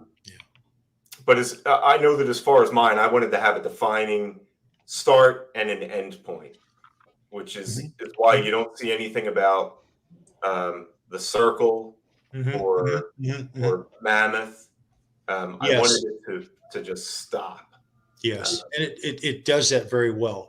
It does that. It doesn't cross over. I don't think you even allude to it at all. The circle at all. You don't mention it at all, do you? No, I no. I don't think it's. I don't have any memories of it at all, but I could be wrong. I'm still into it. I haven't got to the end of. And that's the other thing. My retention from the audio personally is far better than reading it for me. And there's flat things that I missed when I was reading it. And I perused the book at least a couple of times. There were a couple of chapters I read. The reading of the book had the same effect on me as to where it caught me. I saw things and I said, wow, I hadn't heard this, or that's very interesting. I did that when I read the book, but I missed a lot of stuff that I didn't catch until I heard the audio. And that may just be me, but yeah, man, there's not a person out there who wouldn't get a kick out of this, man. It's just a whole different level, a whole different thing. Yeah, it's, I mean, when you've got a story that's got so many layers, like a Van Halen story, it can be told any number of ways. And the fact that I got to tell it 2 different ways, it's incredible. The fact that Van Halen almost became Van Hagar is mind-boggling to me. What another path that would have taken. God, man. Yeah, I wonder where we'd be sitting right now if there was Van Hagar. I mean, the powerful guys who were in control of all that. I mean, we're talking about rich, powerful record guys who control their world. And you've got the Van Halen brothers sitting up at 5150, defiantly not bending and sticking to their guns. That's my favorite part of your story so far. I haven't gone beyond that. I still keep gravitating back to it. The whole transition between Roth and Hagar is still an untold story. Even when you get this story that you've written about it, there's still even more that's there. Very compelling, man. Very compelling. And to stand up to the record companies like that, they weren't they were still young-ish. I mean, they weren't seasoned veteran. They were still partying guys on the road. They weren't veterans that had stepped back and had said, okay, we're going to talk about our legacy now. I mean, they're young guys that are still partying like crazy, having a good time on the road. They just come off their most successful tour. And when you have a big brass come down in a suit and say, look, if you don't change the name, it's all going to go away. And for you to not bend and break to that, that they were either wise beyond their years. I mean, it looks like they were wise beyond their years in retrospect, but I guess it could have easily been it could have been I told you so. I told you we should have changed that, and it didn't happen. And instead, we got another chapter in the Van Halen story. Another thing you talk about. That's a good point, though. I mean, history is written by the winners, right? Yeah. Yes, it is, Tommy. That's so true. That is so true. Yeah, man. Yeah, you don't really hear much from the guy who first signed Sammy to his Capitol Records deal, but you hear about David Geffen and you hear about the guys in Van Halen. You don't really hear too much about the guy who had the failure with Sammy Hagar's solo career. That's right. Yeah. That's right. It and what actually really does kind of put icing on the cake, it kind of lights the candle on this whole thing, is if you were fortunate enough to be around a lot of the stuff that we heard in the early 80s, in fact, everything that we heard in the entire 80s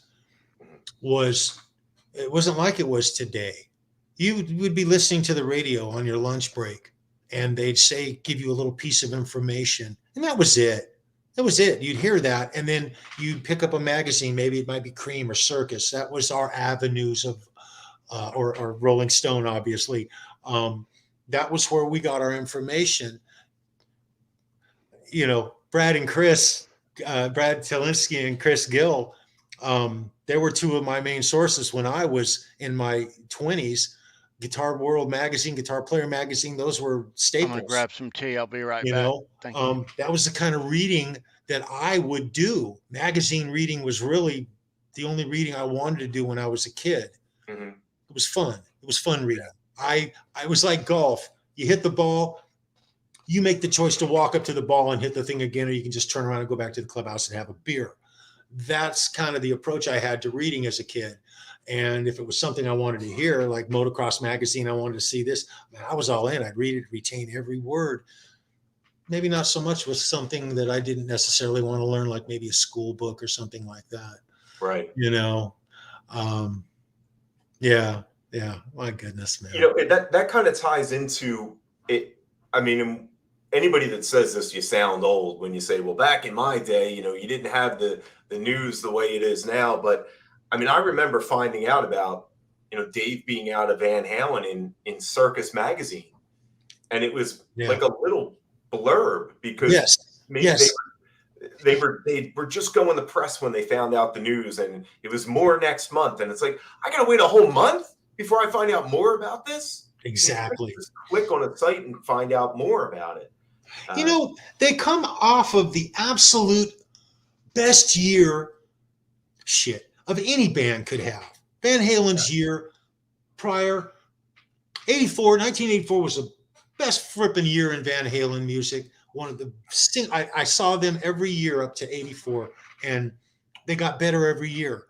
And so the anticipation for the next album was always killer. You were just chomping at the bit waiting for it, and you knew it was going to be great.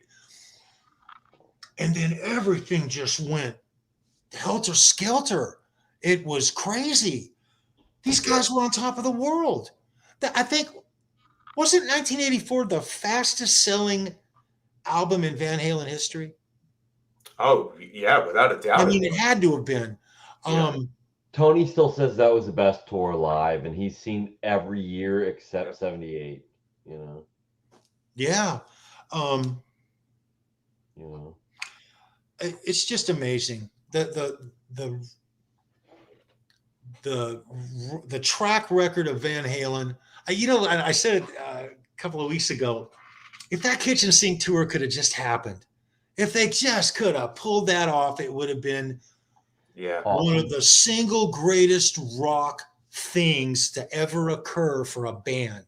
It would have been almost like finality. It would have sealed that Van Halen mountain. It would have been bigger than the Guns N' Roses reunion in 2016. Yes. That continued. It would have been bigger than that. Way bigger than when Rolling Stones come to town, and that's big, When you think of how things could go and how many times things should have gone this way, but they went that, and one person like Eddie getting in a motorcycle accident, that story in itself, that was massive in the road of Van Halen. It changed everything. It changed the entire horizon after that. It's just fascinating, guys. That's why we do this. It's Van Halen, Tony, when you were getting your tea, Keith mentioned he saw Van Halen. He met them January 28th of '84 on that tour. Nice. Yeah, yeah. Very Keith. cool. Yeah, he's out. Keith will be here next week with us. It's his Right on. birthday, you guys. Nice.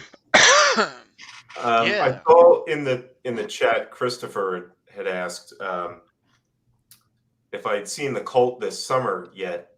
Yeah. I'm actually seeing them Saturday. Nice. Whoa. Playing up here. And speaking of Keith and his birthday, that is the day after my birthday. Oh, Oh, right wow. on. Happy birthday, Michael. Thank Very you. cool, Happy dude. birthday. I'm having Yeah. a little Cult birthday this year, so that's exciting Well, for me. if you want to stop in next week, you know, Yeah, definitely we'll stop shoot you a by. link. You can stop in if you'd like. Yeah, Absolutely. I would love to hear some of Keith's knowledge being dispensed on this show. So I will, if I'm not in here, I'll be in the chat for sure. Well, Sounds good. we'll see. It's going to be a big show, and yeah, absolutely, dude, absolutely. Yeah. So both of you got birthdays going on. Nice. Thank you, Right Holly. on. Yeah. Right on. August. Yeah. Okay. That's awesome. Yeah, Michael, it's always good to see you, dude, and really liking the success of the book this past year. You know, it's absolutely everywhere. I mean, it's everywhere I look.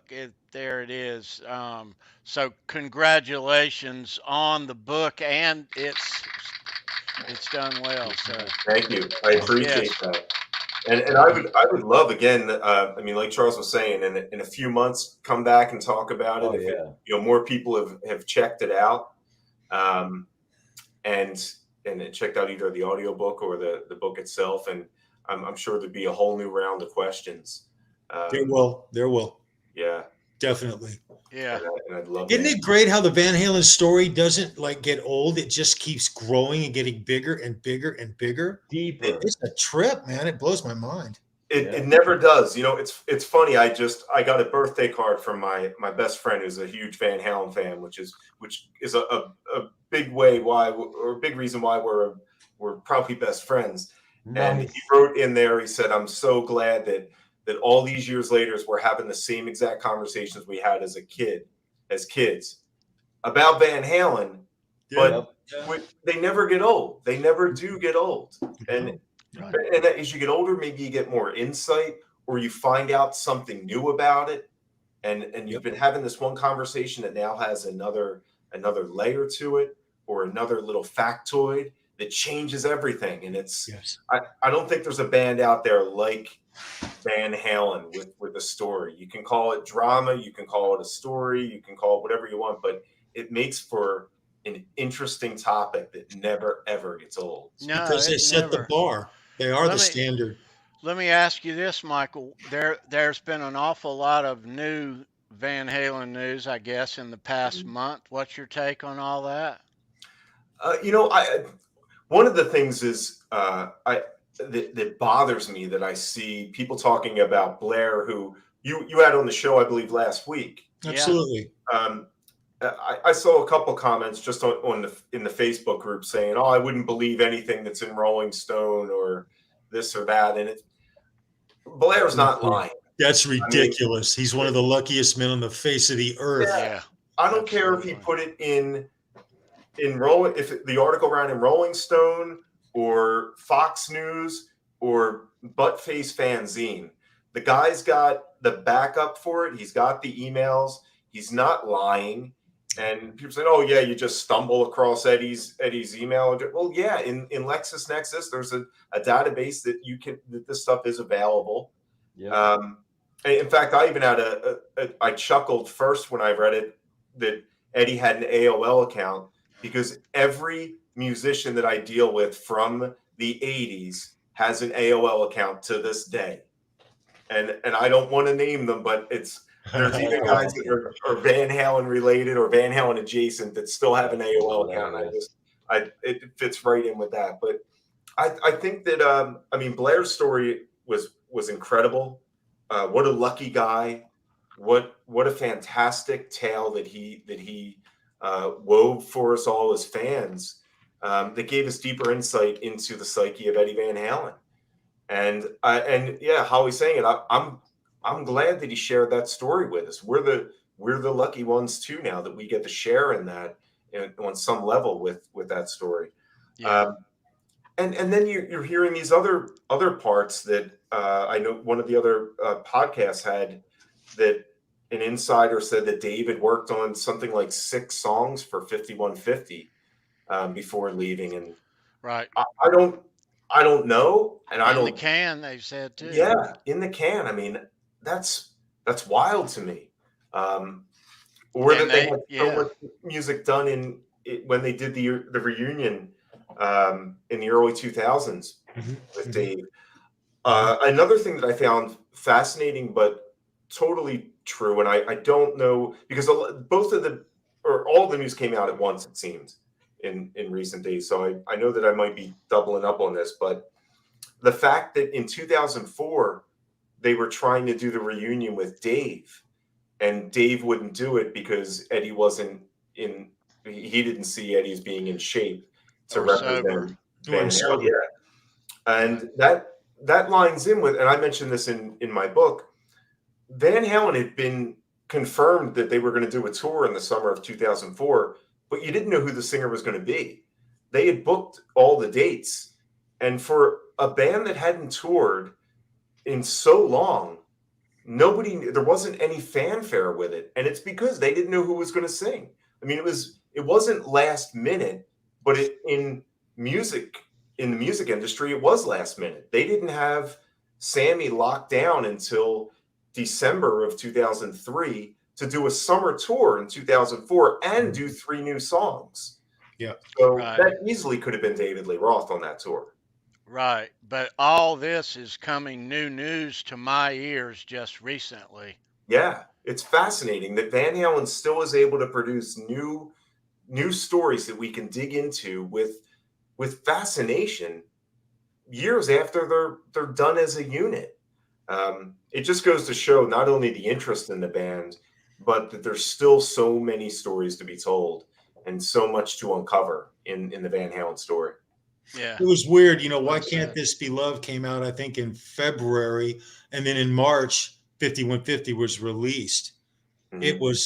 It was literally within 3 months to 4 months, the entire scenery of Van Halen flipped.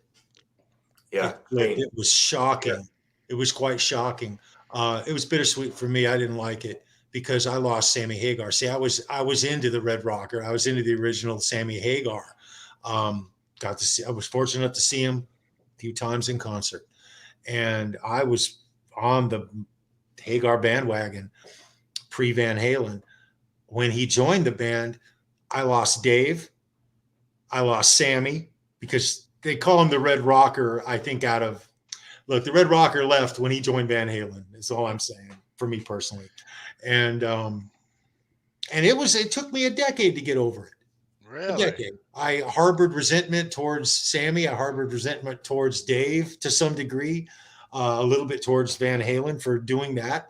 Not to mention and what I'm saying is, if you were there in the 80s were just strewn with Van Halen drama of one type or another, whether it be from Sammy or whether it be from Eddie or whether it be. But you still liked it though. Oh, when no, that happened in '84, dude, when Dave went out on his own, yeah.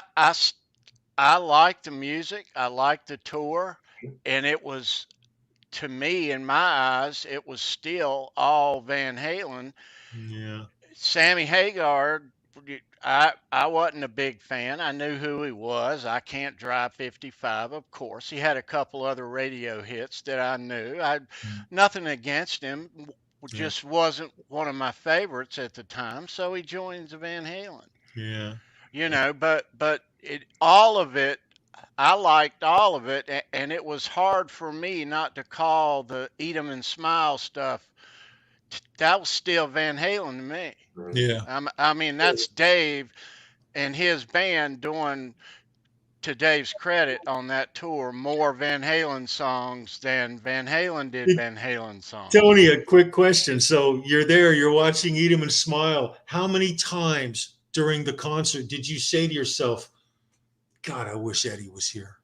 Maybe once or twice, but when I saw Van Halen a month later, it was like discovering that Santa Claus doesn't exist about age 10. Yeah. And that's what it was like.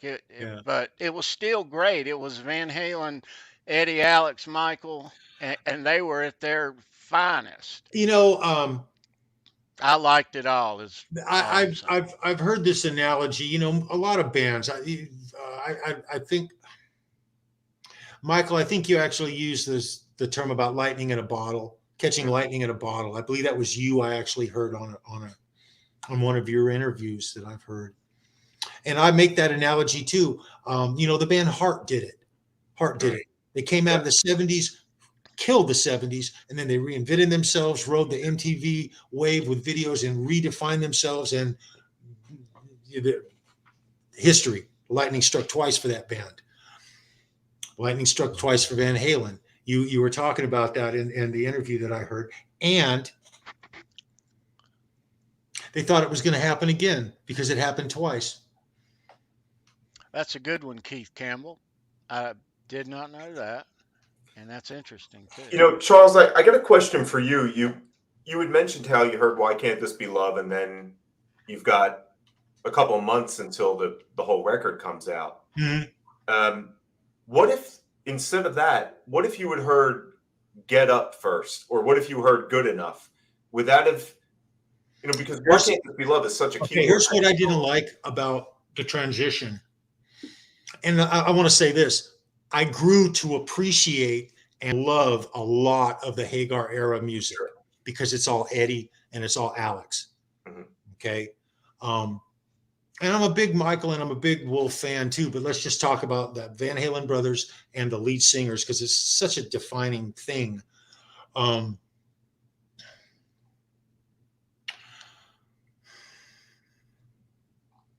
want to say this correctly.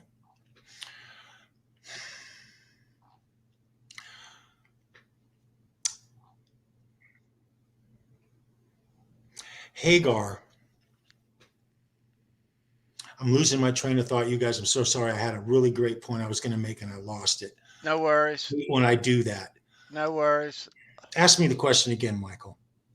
If you had heard, instead of hearing "Why Can't This Be Love" first, which is a keyboard heavy song, yes. What if you had heard "Good Enough" or "Get Up"? Okay, so the answer to that is this. I couldn't stand the difference in lyrics when I first heard the new Van Halen. Dave 100%. Thank you. About love. Okay. He doesn't sing about love. He doesn't. The only reference he makes to it is no. Okay. Ain't gonna talk about love no more. So the entire vibe of what I was used to and what all my peers were used to had changed. And it literally split us in half. It really did. Like back to what I was talking about in the Ticketmaster outlet where my two guys I went to high school with were literally in a heated argument over Hagar Roth. Oh, wow. And so I found it hard to get into the lyrics. When I heard "Why Can't This Be Love," I was taken back initially at the whole vibe of the new thing. All of us were. And it just took because me of the song, I think. Well, and it was such a contrast. It was so different. And even though it was wonderful and the music was wonderful and Sammy has got a wonderful voice. He brings it. It wasn't hot for Teacher. But it wasn't hot for Teacher. And the very, good Lord, man, the very last video that I truly got from Van Halen before Dreams. I liked Dreams. Dreams is one of his very best solos, one of the most purest Van Halen songs ever written. That being said, Hot for Teacher comes out in 1984. It was the end, the defining end of Van Halen as I knew them. One of the greatest videos ever made by that band. Mm-hmm. One of 4 in the MTV era that they put as singles out for videos. Help me, Michael. I'm naming them off the top of my head here. Well, you got Jump, you got Panama, Hot for Teacher, and I mean, if you can't, do you count Pretty Woman in that? Yes. Do you count Running with the Devil video? How about So This Is Love? I don't remember seeing the Running with the Devil one until way after. That's right. It was after. I do remember seeing the Oakland trio. Yeah, the three from Oakland. But they're not considered videos. No, right. And it's not the same. It's just not the same. Van Halen defined themselves up to the point where the MTV age was going to carry them into the next decade. And then all of a sudden, it just all changed. Man, it took me a decade to get over it, to actually absorb it all. And after all the drama, and the drama still wasn't over after a decade, okay? But that major portion of it seemed to have been. And you could just, that one decade, there was so much drama, you could just write a book on that one decade. Mm-hmm. And it's still going on today, guys. It's still being talked about. It's still continuing as Wolf takes over the mantle, and he has. But dude, I didn't like the first single, but I loved the album.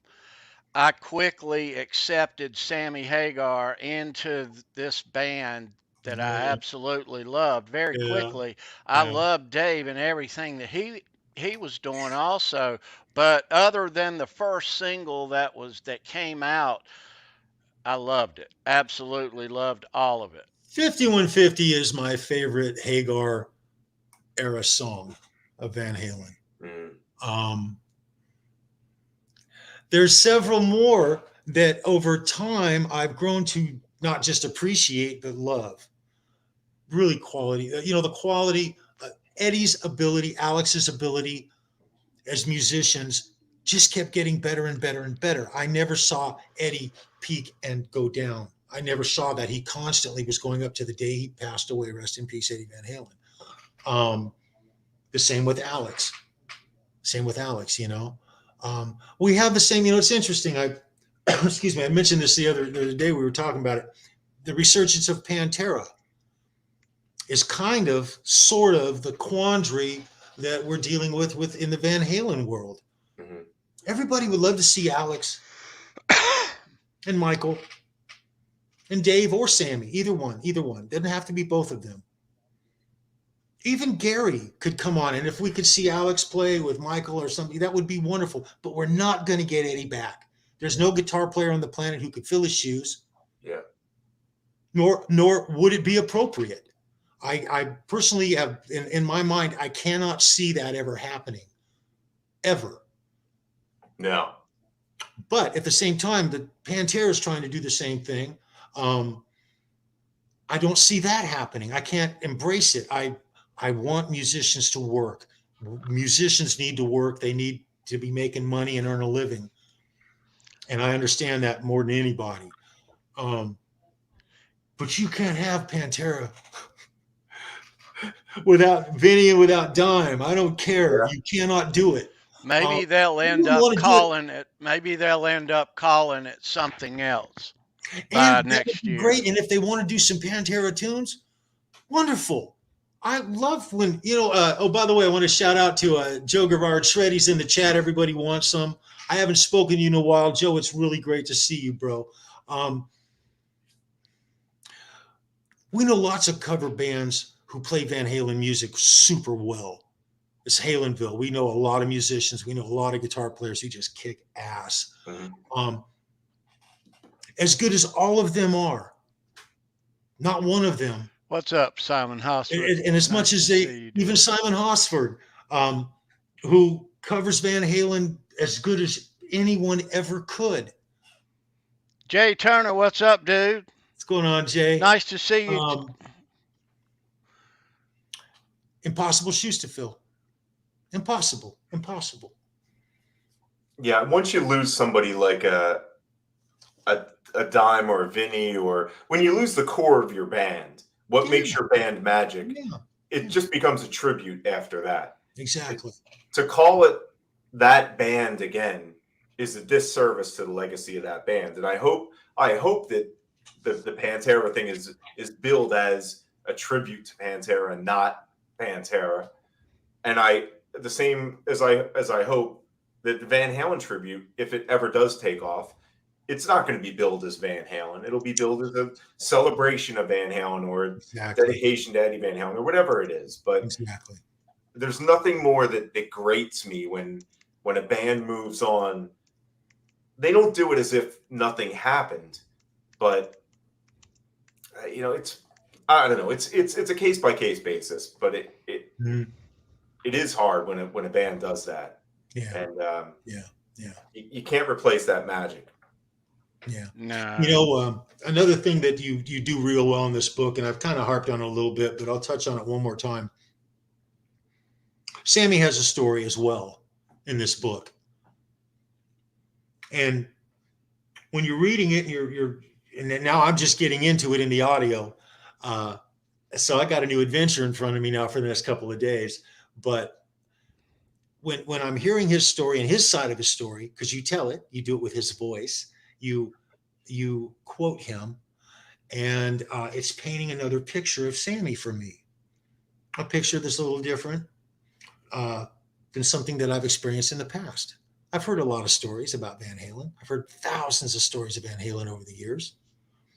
And they're taking new light, all because of an audiobook, Michael. It's really cool, dude. We got to talk about it. In the future, we got to talk about this and the impact that it has on some of our chat and some of the listeners. I appreciate that. And I'm really curious to see how other people how other people take the audiobook and how it colors whether they read the book or if this is just their first introduction to it. And I want to see what you come up with next.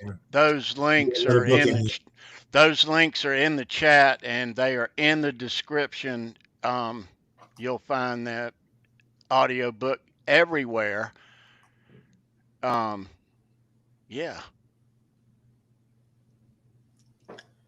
we go. Right on. Thank you, Christopher.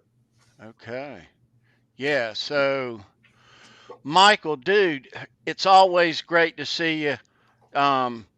So excited to hear that the book is out on audiobook and how well the audio version is being received. Yeah. I'm sold, bro. I'm sold on audio. I don't know that I'll convert, but I do a lot of reading. But the fact that you did your own voice plus you do character voices is wow. Michael Jackson. That's all I'm going to say. That's all I'm going to say. I do look forward to coming back to Halenville and hearing your thoughts on it and anybody else's thoughts on it that checks it out. Yeah, Michael, come back next weekend on your birthday. Absolutely. Yeah, I'll be looking forward to Keith's show. That's for sure. Yeah. Yeah, I mean, no pressure, but if you want to stop in, Tony can send you a link, and just even if for a couple minutes or 30 seconds you want to pop in and you're feeling it, go for it. Open invitation, brother. We will definitely be eating cake and ice cream. All you right. can count on it. Yeah. So let me show them the card for next week with Keith Campbell right here. And he's got the Mammoth shirt and the Van Halen hat. We'll show all the contest entries of the cool guitars that you guys are sending. There's a new Halenville Live Facebook fan page. You'll find those links down below at show's end. Brand new, rolled out today. send your pictures there. I'm going to put up a couple more posts along the way. We have 1 week in the photo contest.